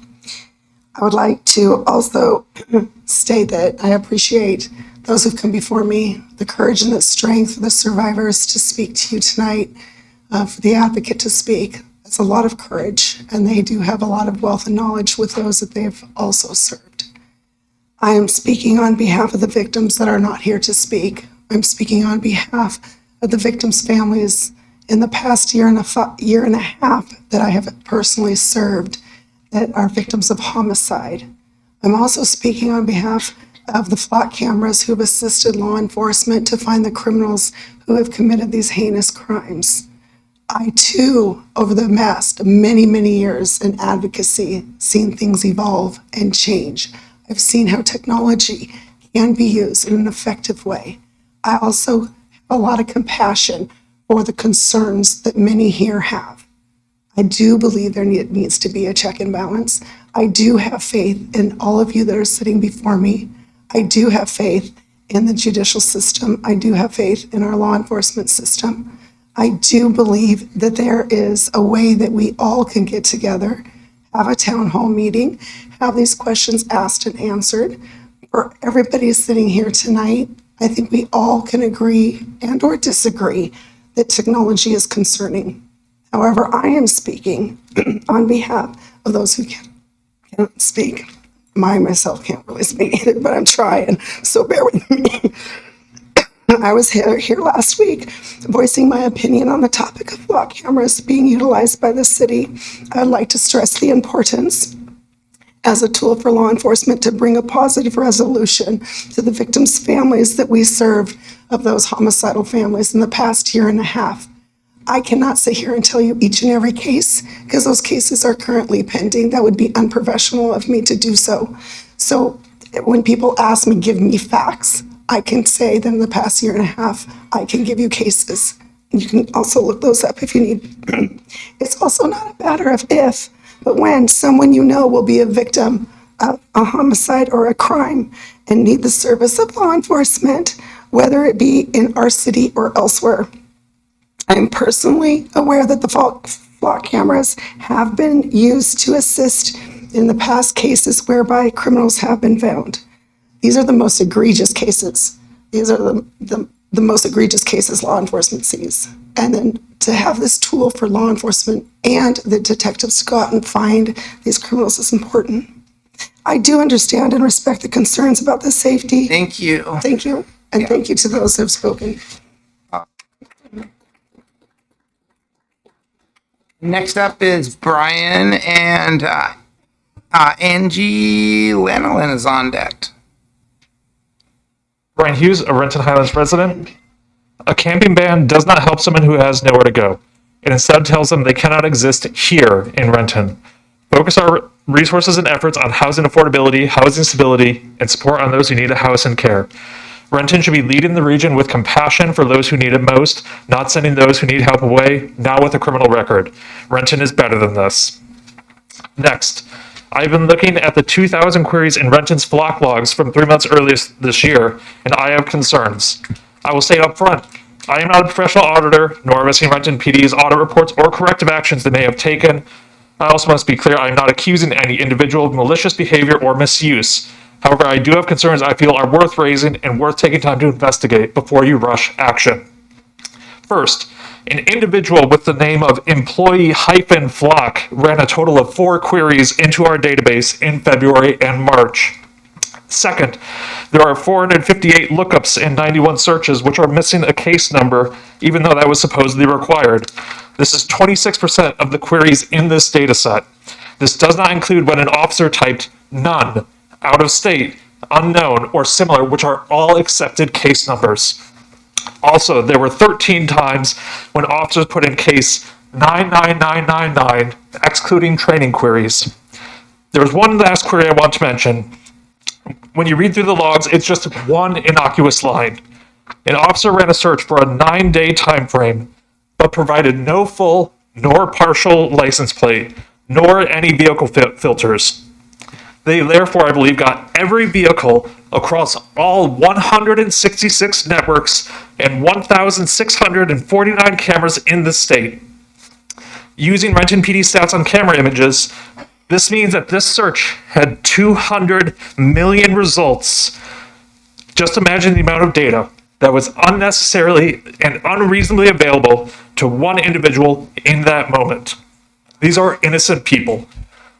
I can reasonably assume the officer could not possibly have looked through all of this data unless they copied it, because assuming they looked at one image per second without stopping, it would take 6 years.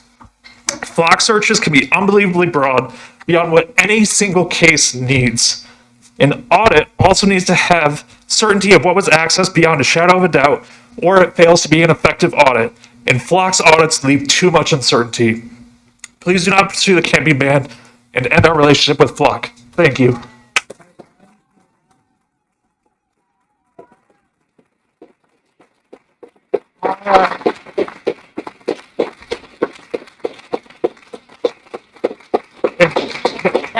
Next up is Angie, and Gabrielle is on deck. Good evening, I'm Angie Laulainen. My comments tonight are simply to state some facts for the record. May 4th, 2026, City Council considers writing an ordinance to approve giving our streets to Renton School District. When the vote was split, one would expect that some consideration would be given to the huge opposition presented by all the speakers from the community that night. But no, without hesitation, the mayor declared that he would break the tie and approve with his own vote.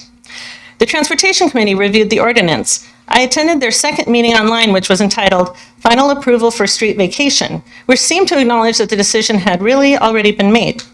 This meeting was closed to public comment, except for the school district. Their comments were included, but no public comment. Then last week, council voted to pass the ordinance to vacation the streets Tobin and Tillicum, with only one council member suggested caution and voting no. Thank you for that. In that final discussion before the vote, there were statements that basically threw our Renton history under the bus, disregarding the sense of community and family honored by these street names. It was stated regarding the community opposition to vacating the streets that those arguments are somewhat harmful when they were applied so late in the game, right? Because this wasn't brought up when the land was taken, when the land was sold time and time again, when the houses were sold and resold. Shocking when we have been coming to council for 2 years commenting about this topic. Then when council was asked for any further comment, there were none. I ask, how can you sit by and not correct those statements, acting like the community has only just now brought up their concerns and opposition to closing these streets? Even if you were still going to vote to approve, don't you have an obligation to say, wait a minute, that's not true. The community has been asking to save these streets for the last 2 years. Here's some examples. Go back in time, 2 years. September 9th, 2024. Myself and other neighbors came to council for the first time and implored your help. Catherine Pluie-Smith commented specifically that she had been told for 20 years that her street, Tobin, was a necessary backup arterial to Airport Way. For the next 2 years, many citizens spoke at city council meetings. When seeking help from council about saving homes and the streets, we were told, that's not our purview, and council looked the other way. When inquiring about the street vacation process with council members and city staff, we were told we had to wait until the official street vacation request was submitted by the school district before council could be involved. February 24th, 2025. My comments included this: the city of Renton needs to preserve its place names and these streets that were designated to recognize our rich history. The city will have to approve the vacation of these streets. You have the power to oppose this and say that these streets are important. These streets should remain in their entirety in this location. Like Tobin and Smithers allowed the Native Americans to remain in their homes, the city of Renton should hold up the same values for its citizens. We need the city of Renton to help protect our neighborhood, and I don't mean at the time that they apply for the vacation, I mean now. That was February 2025. July 7th, 2025, Margaret Perez Bauer spoke to you of events that made the Renton Reporter front page and the Seattle Times. On June 25th, she said, there was a protest at the school board meeting and folks came together to present a petition of 548 signatures and a collective letter that was signed by 3 community organizations, South Renton, North Renton, For a Better Renton, and 29 businesses in the local downtown area. And so the reason why I think you should care about this is because while I understand that your jurisdiction is not the Renton High School, you do have the power to decide whether or not to give Tobin to the school board. Then at that meeting, the mayor said, we take all audience comments seriously, and we heard everything that was said tonight. But last week, you acted like you never heard these comments, and not one council member spoke up, but went right to the vote. No one corrected the untrue statements, so council basically acknowledged them. We are told to wait, then we're told we waited too long. We're told our arguments are actually harmful, but also in reality, it seems most of our comments are not even considered or included in discussion. At least this is how it appears. Then it was just bizarre to feel like the community was getting lectured for not speaking up in time when we started speaking up 2 years ago, and also that by speaking up at all, we are being harmful to the process. The way this was conducted was confusing, discouraging, biased, and just ridiculous.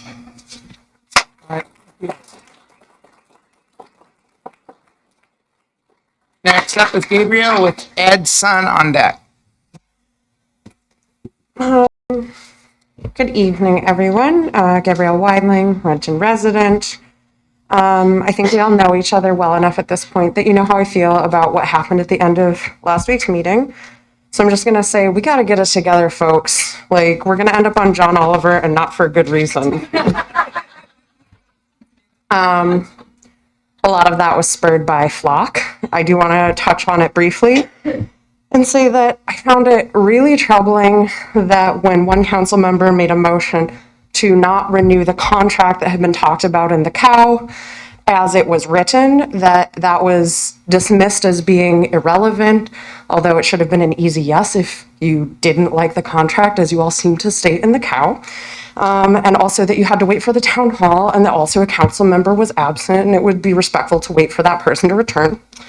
But then immediately moved into a vote about turning the cameras back on, and those thoughts were suddenly lost as 3 of you voted yes to turn them back on. What happened to that contract feeling? What happened to waiting for a council member?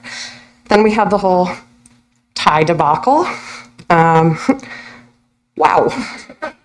So I just wanted to then move on to ask, where are we at on covering those cameras? I'm a rock climber. You give me a note that says I can do it. I'll foot the bill for the bags. I'll get up there. I'll do it myself. Okay. I also want to speak with a little less levity about the ordinance to criminalize homelessness that is being brought forth. I watched a community services committee meeting a couple weeks ago. I was lucky to have caught that meeting. The topic was not on the agenda, which was brought up by one of the council members there. I found that troubling. The police did not provide a draft of that ordinance for that group to review, also troubling. Those committee meetings are not recorded. A bummer for all of us that maybe want to participate but can't live. In that vein, I also want to touch very briefly on the Equity Commission meeting, which I also attended this past week. That's right, I'm busy, I'm here, I'm everywhere. All right, the Equity Commission had a presentation by the police department in which they shared directly from Flock's own website propaganda. That is not what we mean by do your homework and learn the things. The Equity Commission seemed more concerned about being flip-floppers and rescinding their letter to you, which was a big topic of discussion. Just for your edification, they are very split on whether or not they should have sent that letter to you in the first place, affirming the use of Flock in our city. Okay? They did not get a chance to touch on that camping ban. In that cow that I mentioned previously, everything about the camping ban, the ordinance to criminalize homelessness, rests on the head of Kent Hay and the way he designs that program, which is not how you can do things. If that one person goes away, you're sunk. And secondly, it was very subjective in the way that it was described. I will wrap up. I understand I'm out of time. And I will say that as for that well-deserved break, that's for people who do their jobs. And right now, I'm doing more of your job than you are. Thank you.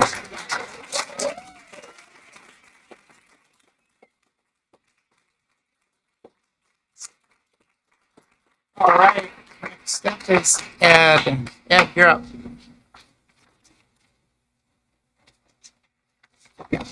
Evening, folks. My name's Ed Sunn. I live in Bellevue. And I'd like to start off by saying I think your camping ban sucks. You should not pass that, nor should you do the contracts. But being that you are the elected officials and I am not even one of your constituents, I'm sure you'll do what you'll do.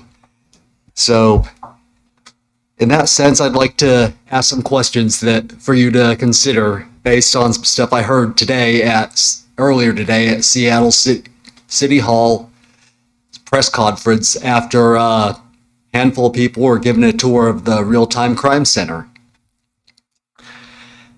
Axon and Flock are not the same company, but both these are cloud-based systems. On top of that, with Axon at least, it does not require a VPN to log into. It's a web-based interface, open to the entire internet. I'm sure you guys have technical experts that can tell you what a security risk that is. That any hacker that could access it and has enough time to mess with it could access or otherwise access the cloud, be it out-of-state law enforcement agency with a contract, perhaps from a state like Idaho or Texas with abortion bans. They could look at all that information. It's being sold. Apparently, being that these are AI-enhanced systems, well, I'm sure y'all have heard of AI hallucinations. Does that with that too. Seattle City uses kind of a digital pixelization filter for masking sensitive locations. Now, I don't know if this problem exists with the Flock cameras, but apparently the Axon ones, when they are power cycled or left off long enough, technician has to go out in the field and reapply that filter.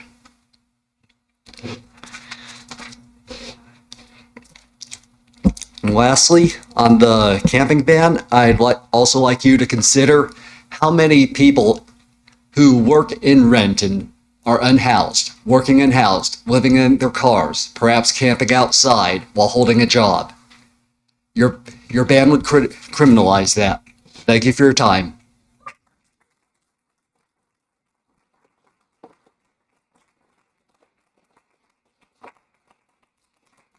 All right, thank you. Well, as always, we appreciate your willingness to come and provide input and comments to the council. And we're going to move on now. Next item is the consent agenda. There are 12 items for council's consideration. Mr. Mayor?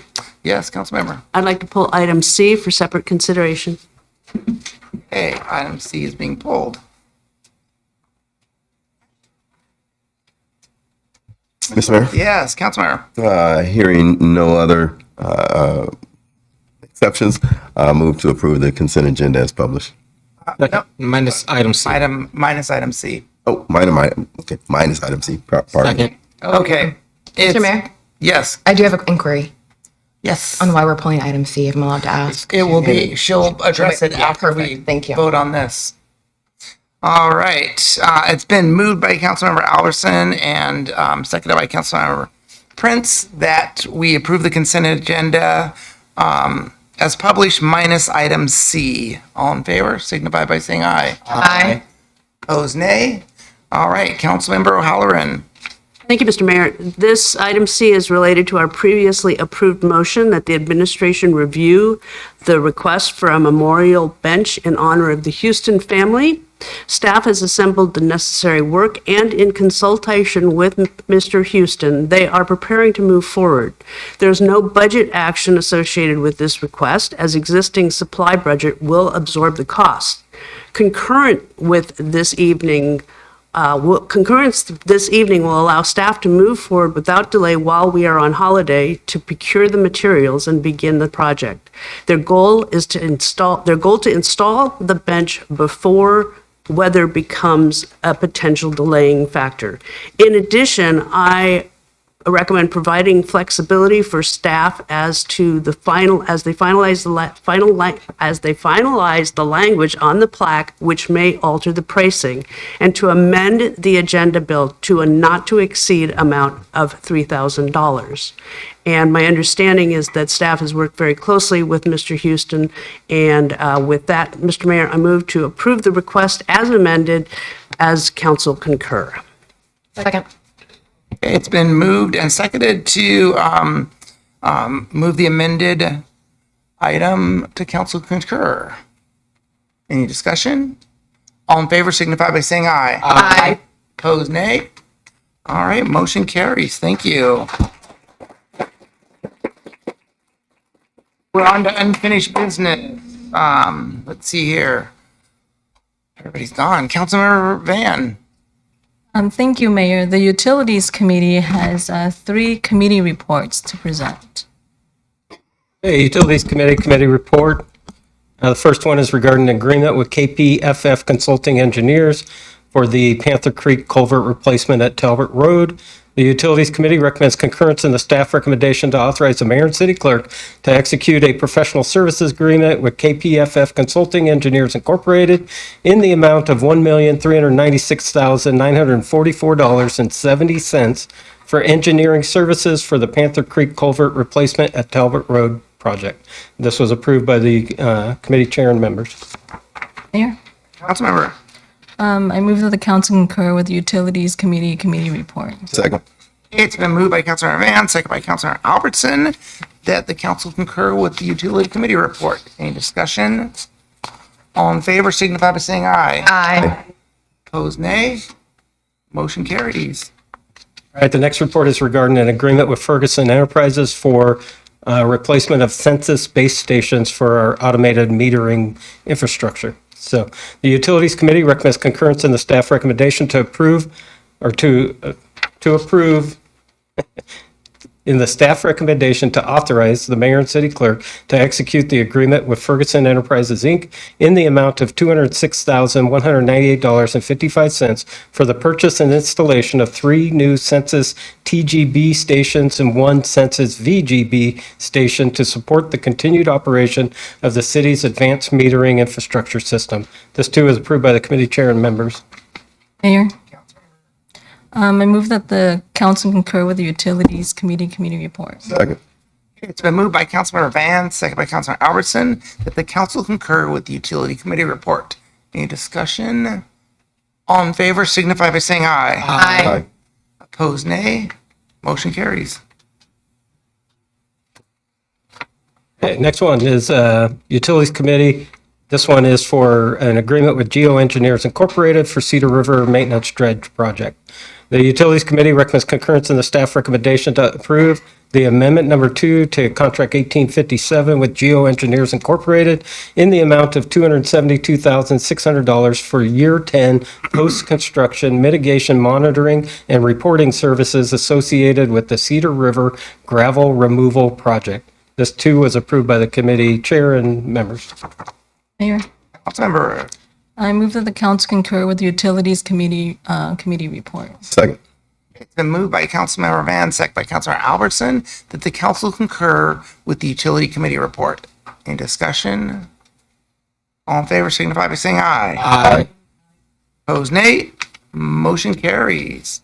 All right, thank you. We're moving on to Councilmember Albertson. Yes, Mr. Mayor, the Public Safety Committee has 3 reports to present.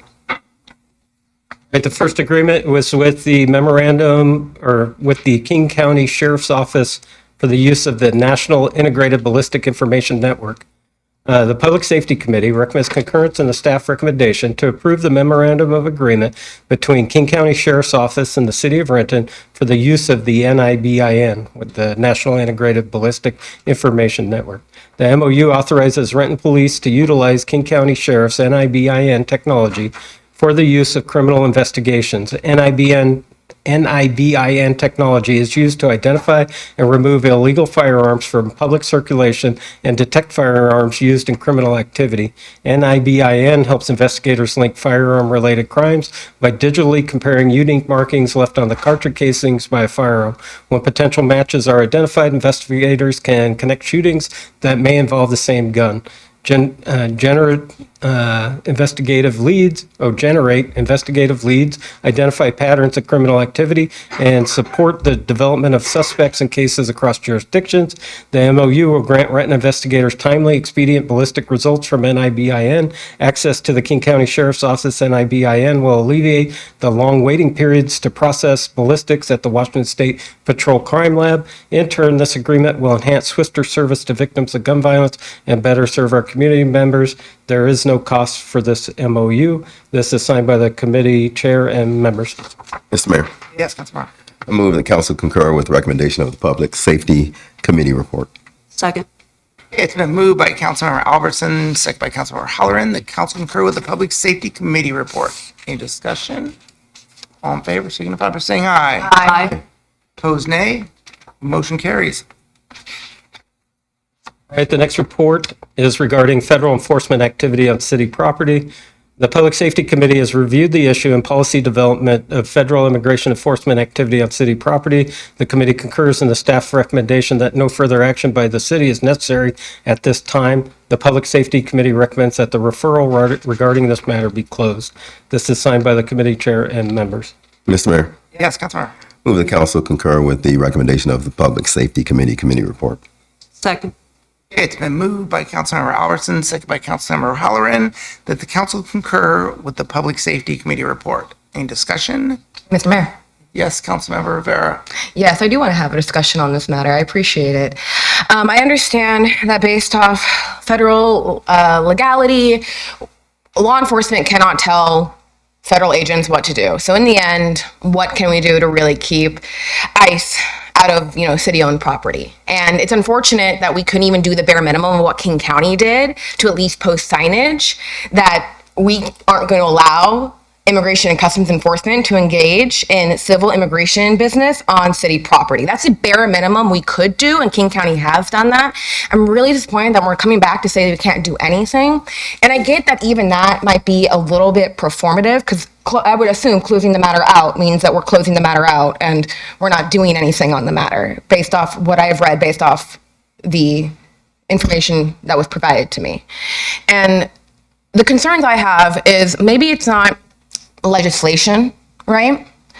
But it's very rare I get to evoke my dissertation and what I did for my master's thesis, which was what is called Doing the Right Thing. It was a study of police decision making. And I know as a daughter of a cop, law enforcement is very hierarchical. They're very militant. They are very much about, we're going to follow the rules, we're going to do this, and we're going to do that. And that's worked out really well. And from talking to officers, they don't feel comfortable calling out federal and law enforcement, because that goes against a hierarchy, that goes against a lot of the militaristic ways of law enforcement.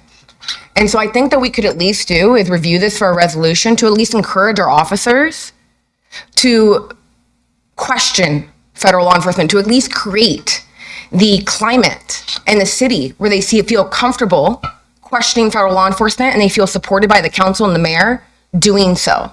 Because if I'm being arrested by Immigration and Customs Enforcement, or I'm getting an interaction, right, and RPD sees it going on, and they're just going to drive on by, that makes me really sad. And I know that's, again, a very unique case because, everyone would know I'm a citizen, right, with the name Carmen Rivera, obviously. But my point is that I don't think that this isn't anything. We're not doing anything. We're saying that there's nothing that can be done. And I just don't believe that to be true, because at least we can foster a culture of questioning Immigrant and Customs Enforcement, because in the end, they're ruining it for everybody, right? The minute we see ICE acting egregious, that plays out to every law enforcement official, unfortunately, because we do cluster them all together. We saw it happen after the horrendous acts of Derek Chauvin murdering George Floyd, and we saw what happened after that. And what we're seeing with ICE, I want to foster trust with RPD. And the way that we can foster trust is encouraging them to question ICE. Mayor. Yes, Councilmember Albertson, then Councilmember Ben.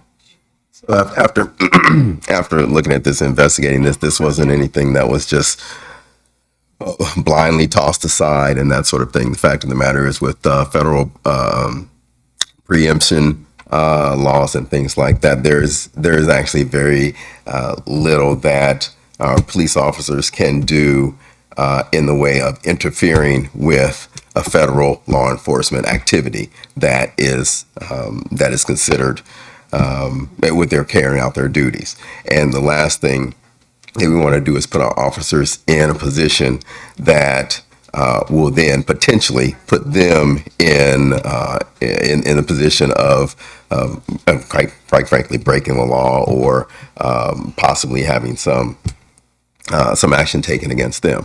What we have done, excuse me, there is a policy being put in place for all city employees that essentially will instruct them they are not to aid ICE in any way, allow them into any city-owned non-public place unless a valid warrant is shown and that sort of thing. So they will have the power to do that. Now we are not having the citizens or the staff put themselves in harm's way, because that could be a whole different issue. So when people will come up with a scenario that that would essentially kind of present that notion, we are not expecting and certainly not requiring staff to do that, to interfere with federal law enforcement. And the fact of the matter is, and my colleague suggested that, just to a great degree, this would be a performative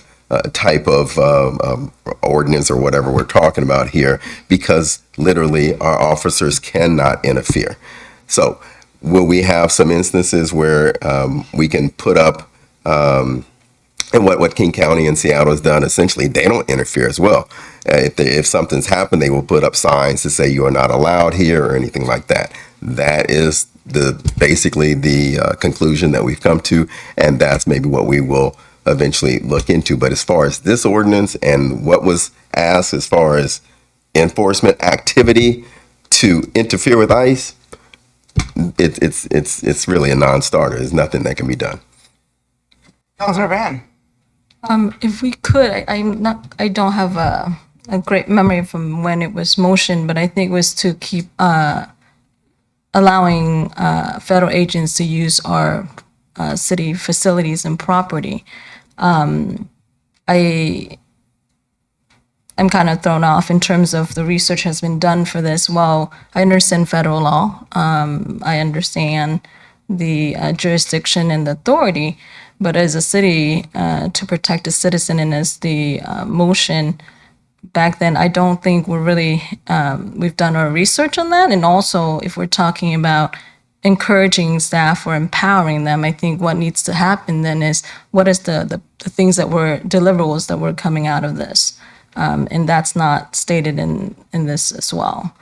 I think it's important to go back and do further research, because once we close this out, like we did with the hazard pay during the pandemic, the way we worded it very beautifully during the committee report was that they all got, their protective gears and all those other things. So therefore we couldn't do further research. So this is another example of what we've done that really didn't further the protection of our community.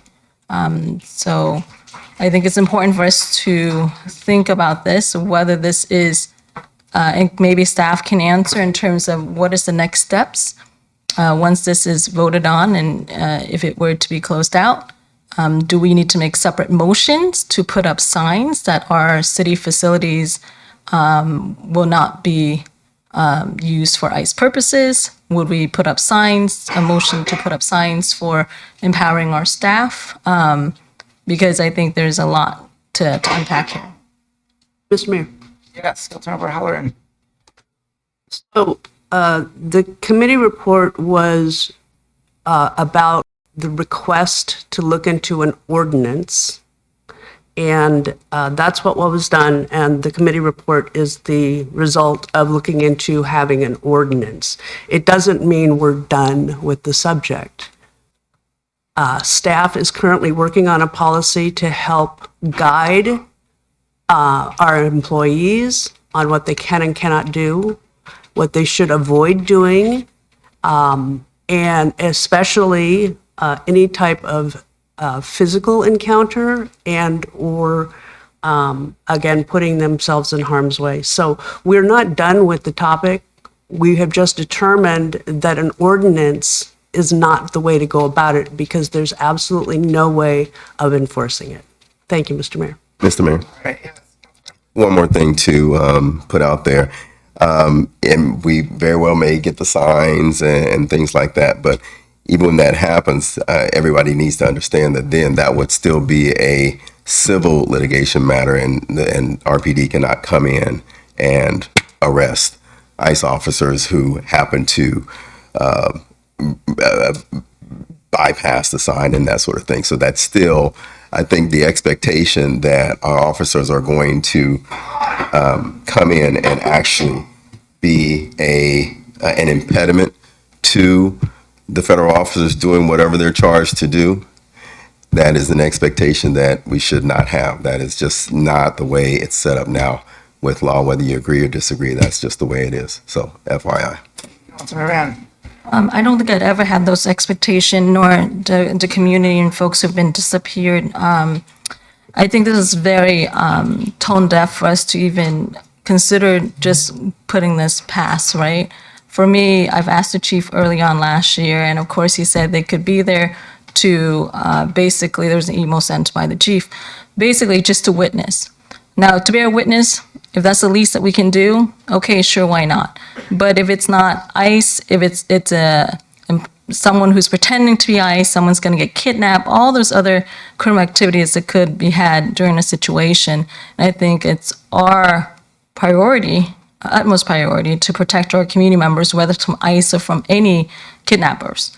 And I think it's really important for us to realize that. And I do acknowledge the chief's email, and I appreciate the jurisdiction and authority, but to sit here and say, let's not have these high expectations, I never did in the first place. All right.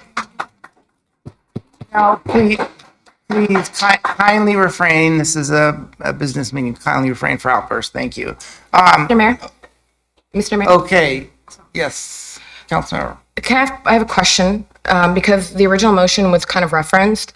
I was referencing my motion from June 1st, banning ICE from city-owned facilities. Is this in regards to my motion on June 1st or Councilmember Van's motion regarding prosecuting officers?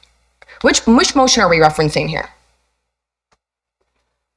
Can the clerk please read that again?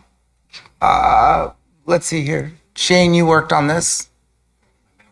Yeah. June 1st, your referral to the administration. This was a referral to the administration for consideration back, and the administration came back with a recommendation on that. All right, and that's different than this one. No, that's what we're talking about. That's what we're talking about. So I didn't motion for an ordinance. I motioned for us to ban ICE from city-owned buildings. My error. I apologize. Okay, so They do. any other discussion? I do have concerns because we're saying that the motion that it was motion that this is putting the matter to rest, but my motion was not about an ordinance. It was about banning ICE from city-owned facilities. And so now I'm concerned that we're putting a motion to rest, but I'm also hearing that we are developing other policy. And so am I to safely say that we are still going to look into ICE misusing city-owned property? Correct. All right. Thank you, Mr. Mayor. All right. Any other discussion? All in favor signify by saying aye. Aye. Opposed, nay. Nay. The ayes have it. Carries. All right, the next committee report for public safety is an ordinance adding a new chapter 6-34 of the Renton Municipal Code, public property use, camping, and trespass.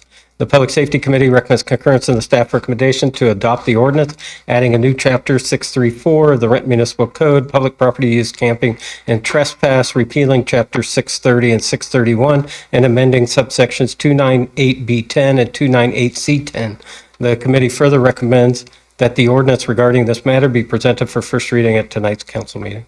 Mr. Mayor, Yes, Councilmember. move the council concur with the Public Safety Committee report. Second.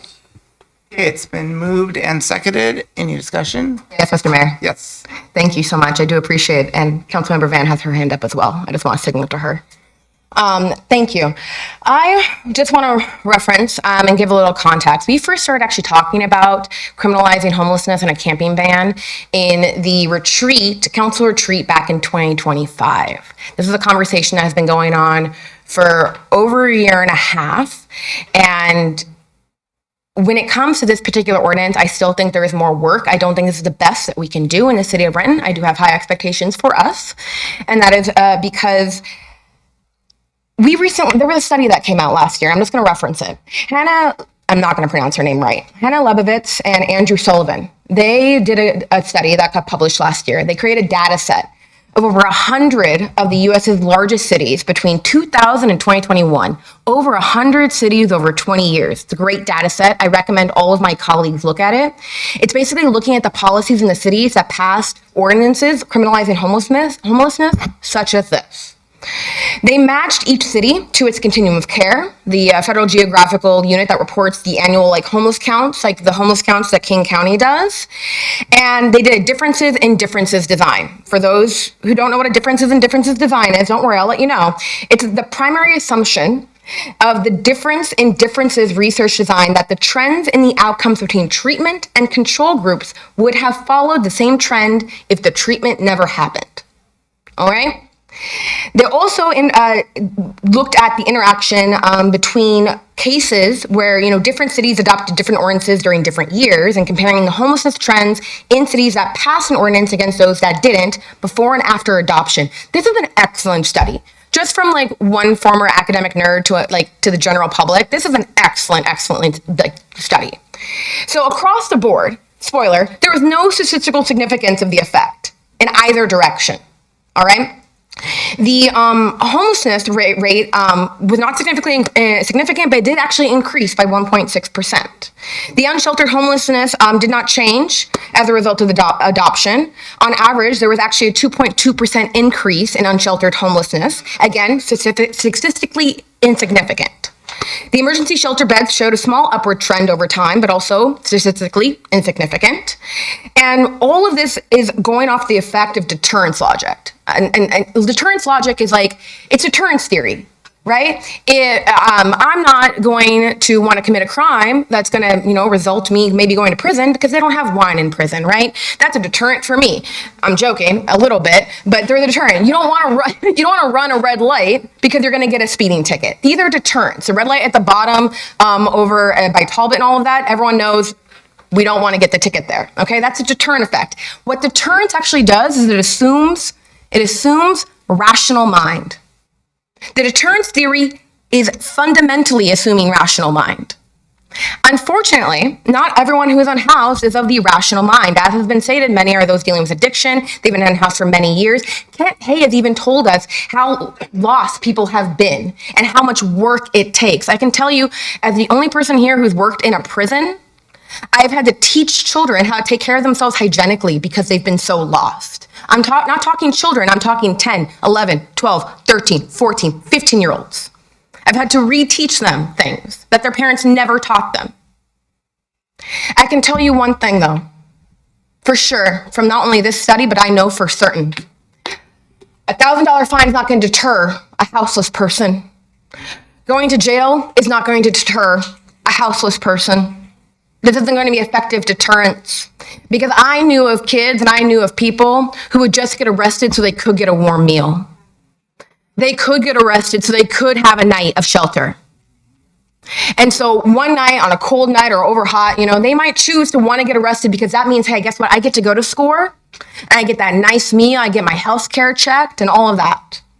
And what further adds to my concern around this is that we've been a co-owner of SCORE since it opened in 2011, from what I believe. Feel free to correct me on this.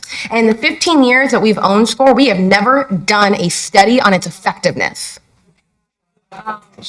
So that is not fiscally responsible. This ordinance is not fiscally responsible. What it will do, it will make it seem like we have taken homelessness out of the picture, or we've seemingly taken care of it just in time for the election year next year, and then it will come right back up.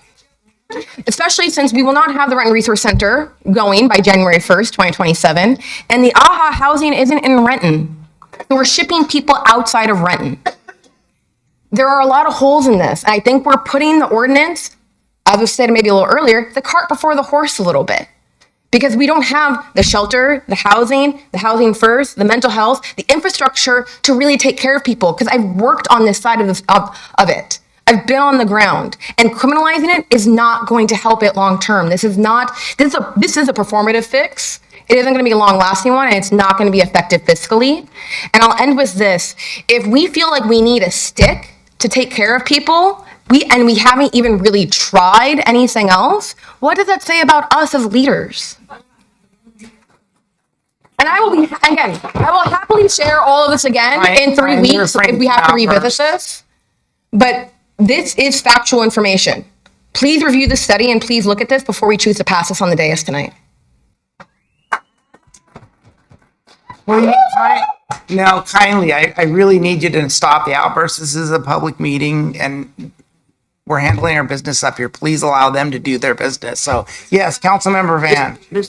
Thank you, Mayor. I will keep it quick. Just like I'd mentioned in Community Service Committee a few weeks ago that, the best strategy would be presenting it through a cow and having a discussion. Really, there's many reasons why folks are ending up in homelessness. Myself, countryless, right, for a second in time, and as a refugee, thanks to the sponsor who helped us for 90 days, living in her basement with 4 other siblings and my mother.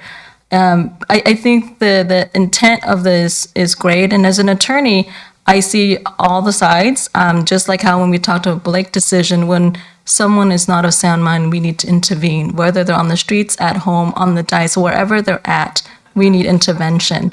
It's important for us to look at the model that Kent Tag has done and to support that. However, there's a lot of things that's missing here. First, I just want to say that, clearly Shane tells me never to read the ordinance or the contracts in general because I'm not a city attorney. But I think it's important to address issues of the trespass zone map. I think it's just broad, causing more hurdles and barriers. It's important to also look at the issue of the systems that we put in place. Are we tracking folks with 1 or 2, 3 violation, just like the Blake decision did not track, so we had to intervene? I also think that this bill, this ordinance is actually a little late, a little too late out of the whole thing. We could have used it perhaps in the pandemic of some sort, but in a different version, of course. It was presented in council retreat back in whatever year it was, last year or so, and right off the bat, I said I didn't like it, and I still don't like it because while we want to have good intention, we're going to cause more barriers for individuals. And I also want to ask staff, did we even get this across to the Equity Commission? I'm sure there's folks with lived experiences there that could also shed some light to this. I think it's important not just for us to move forward, because obviously folks know how to count to 4. I think it's important to heal the community and making sure that we have a ordinance that actually works for us all. Mr. Mayor. Yes, Councilmember. I just want to reiterate that we do have shelter and supportive services under contract. And people in the past have mentioned Auburn's model and how successful that is. And this is modeled after Auburn's no camping ordinance that has been in place since 2021. And to date, at the time of the original conversation with this, there have been 0 arrests made in Auburn under this no camping. Its intention is to get people into sobriety and shelter, not into jail. Thank you. Any other? Yes. Am I to understand that now we're passing ordinances that actually won't result in arrest when the intention is to result in arrest? Because now I'm a little confused. Yeah. Because I'm confused because officers, when they're told that this is an ordinance and you can arrest, typically arrests do happen, but now we're just passing a performative ordinance that won't result in any arrests, allegedly? Mr. Mayor? Yes, Councilmember. So the preferred enforcement approach for camping, I'm reading from the ordinance, and related violations of trespassing on public property is outreach, contact, offer of services, direction to leave, issue of trespass only after noncompliance, and repeat violations with criminal prosecution as the last result. Thank you for the clarification, Mr. Mayor. Okay. All right. Thank you. Mr. Any Mayor? other discussion? Mr. Mayor. Yes. Thank you. I just want to thank my colleague for the response. My concern is with the term preferred and leaving that up to the level of discretion when it comes to this particular ordinance. I know that we prefer services and we want to encourage people, and that one of our neighboring cities has apparently done this effectively based off their data sets for the last 5 years. I'm asking, is there a way for us, because a lot of these things I'm hearing are under contract, we still don't have enough housing. And I don't know if we'll have enough by January 1st, 2027, when this ordinance is going to come into play. And again, I find it a little concerning that we're passing an ordinance that will permit people to be arrested, but that's not the priority. It's just something we're giving in our back pocket to practice with discretion, knowing that there's a disproportionate amount of Black and brown people and LGBTQ people who are unhoused. And that to me doesn't seem equitable or follows our business plan around equity. All right. Yes, Councilmember Van. If I may have staff answer the question, because I haven't heard, did we run it through the Equity Commission?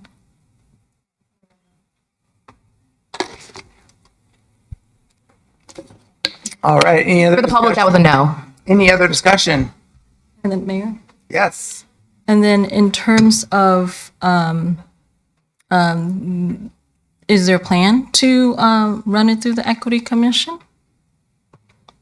I haven't set their schedule, but I'm sure at some point they will be updated on the actions of the council. I meant prior to second reading, if any. All right. Any other discussion? So is there a plan to prior to second reading? It's not scheduled right now, but they get updated on everything, so they get to take a look at all policy. Mr. Mayor? Yes, Councilmember. Thank you. I find it concerning that we haven't had this reviewed by our Equity Commission, and since we've been in conversations about this since over 1.5 years, that we really haven't sought public feedback on this particular matter. That just raises concerns for me. And additionally, I would encourage my colleagues and the people out there who may love the history I bestow upon you, and some who may not like the history I bestow upon you, but I would encourage you to look at the history of trespassing and trespassing ordinances and where that's really rooted from. And again, some might not like that, but it is history, and reading is fundamental. All right. Any other discussion? All right. All in favor signify by saying aye. Aye. Opposed, nay. Nay. Ayes have it. Motion carries. That was the final report for public safety. All right. Thank you. We're on to Councilmember Rivera. Yes, Mr. Mayor. The Transportation Committee has one committee report for review. This report is regarding the 2027-2032 6-year Transportation Improvement Program that we heard earlier this evening. The Transportation Aviation Committee recommends concurrence in the staff recommendation to 1, approve the annual updates to the 27 through 32 6-year Transportation Improvement Program, 2, conduct a public hearing on August 17th, which we did, and 3, present the resolution for reading and adoption following the public hearing tonight. This is signed by the committee chair and members. Mr. Mayor. Yes, Councilmember Rivera. Sorry, I had a brain fart for a moment there. Forgive me. It's starting to get late, maybe past my bedtime. I would like to move that the council concur with the recommendation of the Transportation Committee report. Second. Okay, it's been moved by Councilmember Rivera, second by Councilmember Prince, that the council concur with the Transportation Aviation Committee report. Any discussion? All in favor signify by saying aye. Aye. Opposed, nay. Motion carries. Councilmember O'Halloran. No unfinished business, Mr. Mayor. Councilmember Prince. No unfinished business, Mr. Mayor. All right, we are on to legislation where we have one resolution for adoption, one ordinance for first reading, and one ordinance for second and final reading. Yes. One after that also, sir. Oh, yeah, we have one for first and advancement to second. And yes. All right, the first piece of legislation is Resolution 4569 regarding the 6-year Transportation Improvement Program.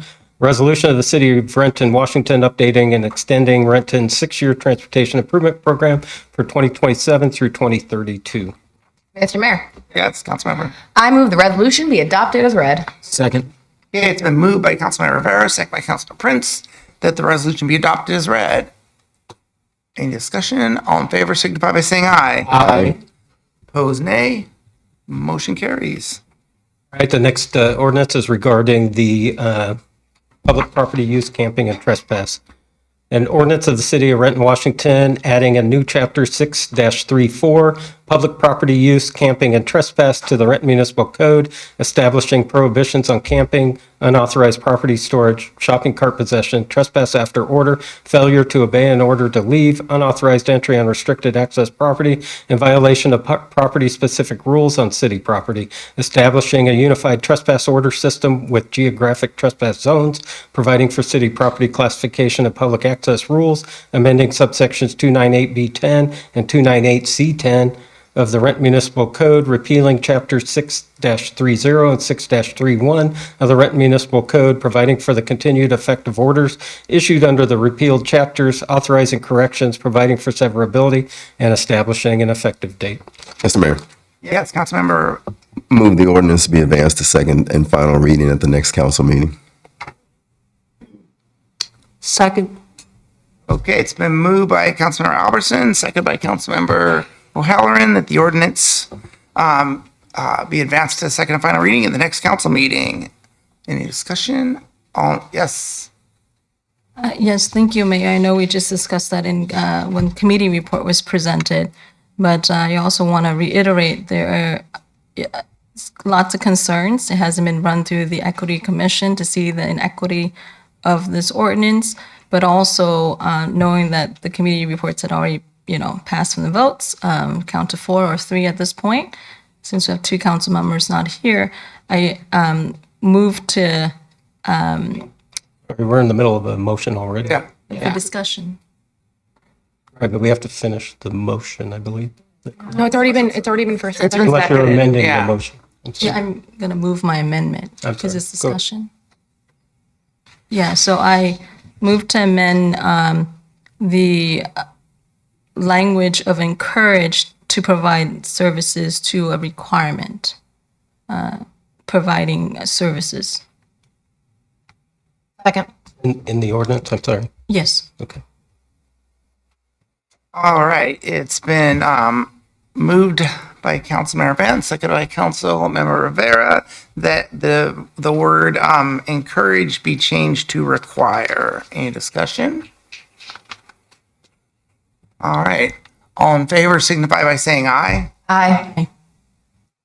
Opposed, nay. Nay. I did. So we had one nay and then one, I didn't hear everybody. That was. One nay. Okay. All right. Motion carries. All right. So we're back to the original, ordinance. Four. Yes, 4 ayes. Mr. Mayor. They're going to do it anyway. You can change it. All right. Yeah. Okay. So back to the original ordinance. Discussion's over with. All in favor signify by saying aye. Aye. Opposed, nay. Nay. Okay, 3-2 advances.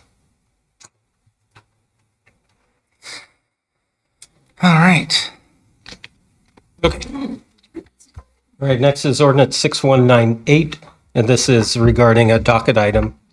An ordinance of the City of Renton, Washington, amending subsections 48070H3, L, maybe, 48080G and 49200B1 and 49200H through K of the Renton Municipal Code, amending zoning regulations for master plan and development agreement review and process standards for the Valley Community Planning Area, authorizing corrections, providing for severability, and establishing an effective date. Mr. Mayor. Yes, Councilmember. Very happy that we're getting to our Valley Community Planning area. I move that the ordinance be adopted as read. Second. Okay, it's been moved by Councilmember Prince, second by Councilmember Van, that the ordinance be adopted as read. The second final reading requires a roll call. Council President Pro Tem Albertson. Aye. Councilmember Vaughn. Aye. Councilmember Rivera. Aye. Councilmember O'Halloran. Aye. And Councilmember Prince. Aye. Roll call, Mr. Mayor. All ayes. All right, motion carries. Final ordinance tonight is regarding the moratorium on data centers. An ordinance of the City of Renton, Washington, establishing a moratorium on the filing, acceptance, processing, and approval of application and permits for the siting, establishment, or expansion of large data centers within the city, adopting findings of fact, establishing a work plan, providing for a public hearing, providing for severability, declaring an emergency, and establishing an immediate effective date. Mr. Mayor, Yes, Councilmember. I move that the ordinance be adopted and passed as read. Second. I believe you want to move it for second and final reading tonight. I do want to move to second final reading tonight. You're correct there, sir. Thank you so much. Okay. All right, it's been moved by Councilmember Rivera, second by Councilmember Prince, that the ordinance be placed on second and final reading in advance tonight. All in favor, signify by saying aye. Aye. Opposed, nay. Motion carries. All right, to read it again. An ordinance of the City of Renton, Washington, establishing a moratorium on the filing, acceptance, processing, and approval of application and permits for the siting, establishment, or expansion of large data centers within the city, adopting findings of fact, establishing a work plan, providing for a public hearing, providing for severability, declaring an emergency, and establishing an immediate effective date. Mr. Mayor, Yes, Councilmember Rivera. I just made the mistake of putting away my cheat sheet of motions, so please forgive me. I move the ordinance be adopted as read. Second. It's been moved by Councilmember Rivera, second by Councilmember Prince, that the ordinance be adopted as read. This is the second final reading. Requires roll call. Council President Pro Tem Albertson. Aye. Councilmember Vaughn. Aye. Councilmember Rivera. Aye. Councilmember O'Halloran. Aye. And Councilmember Prince. Aye. Roll call, Mr. Mayor. All ayes. All right, motion carries. We're on to new business. Councilmember Van, please now. Mayor, the Utilities Committee does not have any official business. And just wanted to take the opportunity to thank community members for coming to share your concerns. I would always love to head home to my family, but I appreciate you being here and continue to be here until the policy that is reflective of our community. So thank you. Councilmember Albertson. Yes, Mr. Mayor, on behalf of Council President Perez, no new business for public safety. But August 24th, Monday, August 24th, there will be no meetings. It's council holiday, and on August 31st is the fifth Monday, so there are no meetings. And then on September 7th, that is Labor Day, so there'll be no council meetings. And then basically on September 14th, the Committee of the Whole will be held here in council chambers via video conference. One item on the agenda, King County Regional Homelessness Authority update, and then at 7 p.m. the regular council meeting here in council chambers and via video conference. And that's all, Mr. Mayor. All right, thank you. Councilmember Rivera. Yes, Mr. Mayor, there is no new business from the Transportation Committee, but I will share that I am back at my office hours tomorrow at the Rose Gift House and Coffee House from 9 a.m. to 5 p.m. Feel free to come by and say hi and chit chat with me. I'm looking forward to chatting with you. Councilmember O'Halloran. Yes, Mr. Mayor. On Monday, September the 14th at 3:45 p.m., the Finance Committee will be meeting in council conference and via video conference. We have 7 items on the agenda. Amendment number 6 to CAG 2122 with Axon Enterprise for the purchase of Axon Justice PassFast. Item number 2, application authorization, Land and Water Conservation Fund Outdoor Recreation Legacy Partnership Grant to support the Cleveland Richardson Park development. Number 3, professional services agreement with geoengineers for the May Creek Trail Bank Stabilization Project. Number 4 is sex offender cost reimbursement agreement with King County Sheriff's Office. Number 5 is agreement with Washington State Criminal Justice Training Commission for a TAC officer. Number 6 is vouchers, and 7 is emerging issues in finance. Thank you, Mr. Mayor. All right, thank you. Mr. Mayor, I forgot. I am speaking for Council Member McIrvin today, since he's absent. Okay. I forgot since Councilmember McIrvin wasn't able to make it today, as Chair of Community Services, I'm announcing Community Services at 3 p.m. on Monday, September 14th. We'll be returning with 2 items on the agenda. 1 is Paul Wong's appointment to the Parks Commission, and 2 is emerging issues in Parks and Recreation. And that is all, Mr. Mayor. Thank you for giving me some grace tonight. You, Councilmember Prince. Yes, Mr. Mayor, at 4:45 p.m. on Monday, September 14th, the Planning Development Committee will be meeting in the council conference room and by video conference. We have 2 items on the agenda: middle housing and accessory dwelling units, a year in review, and emerging issues in CED. And that's all, Mr. Mayor. All right, thank you. What is the wish of the council? Yes, Mr. Mayor, actually, I move that council meeting recess in an executive session for approximately 20 minutes to discuss potential litigation pursuant to RCW 42.30.110. Subsection I, with no official action to be taken, and that the council meeting be adjourned when the executive session is adjourned. Second. Okay, it's been moved by Councilmember Alverson, second by Councilmember Halloran, that the council adjourn into executive session for approximately 20 minutes and discuss potential litigation pursuant to RCW 42.30.110, subsection 1, subsection I, to recess immediately after, and I'm gonna take the liberty to add, no action will be taken. All in favor signify by saying aye. Aye. Opposed, nay. Motion carries. We're adjourned to executive session.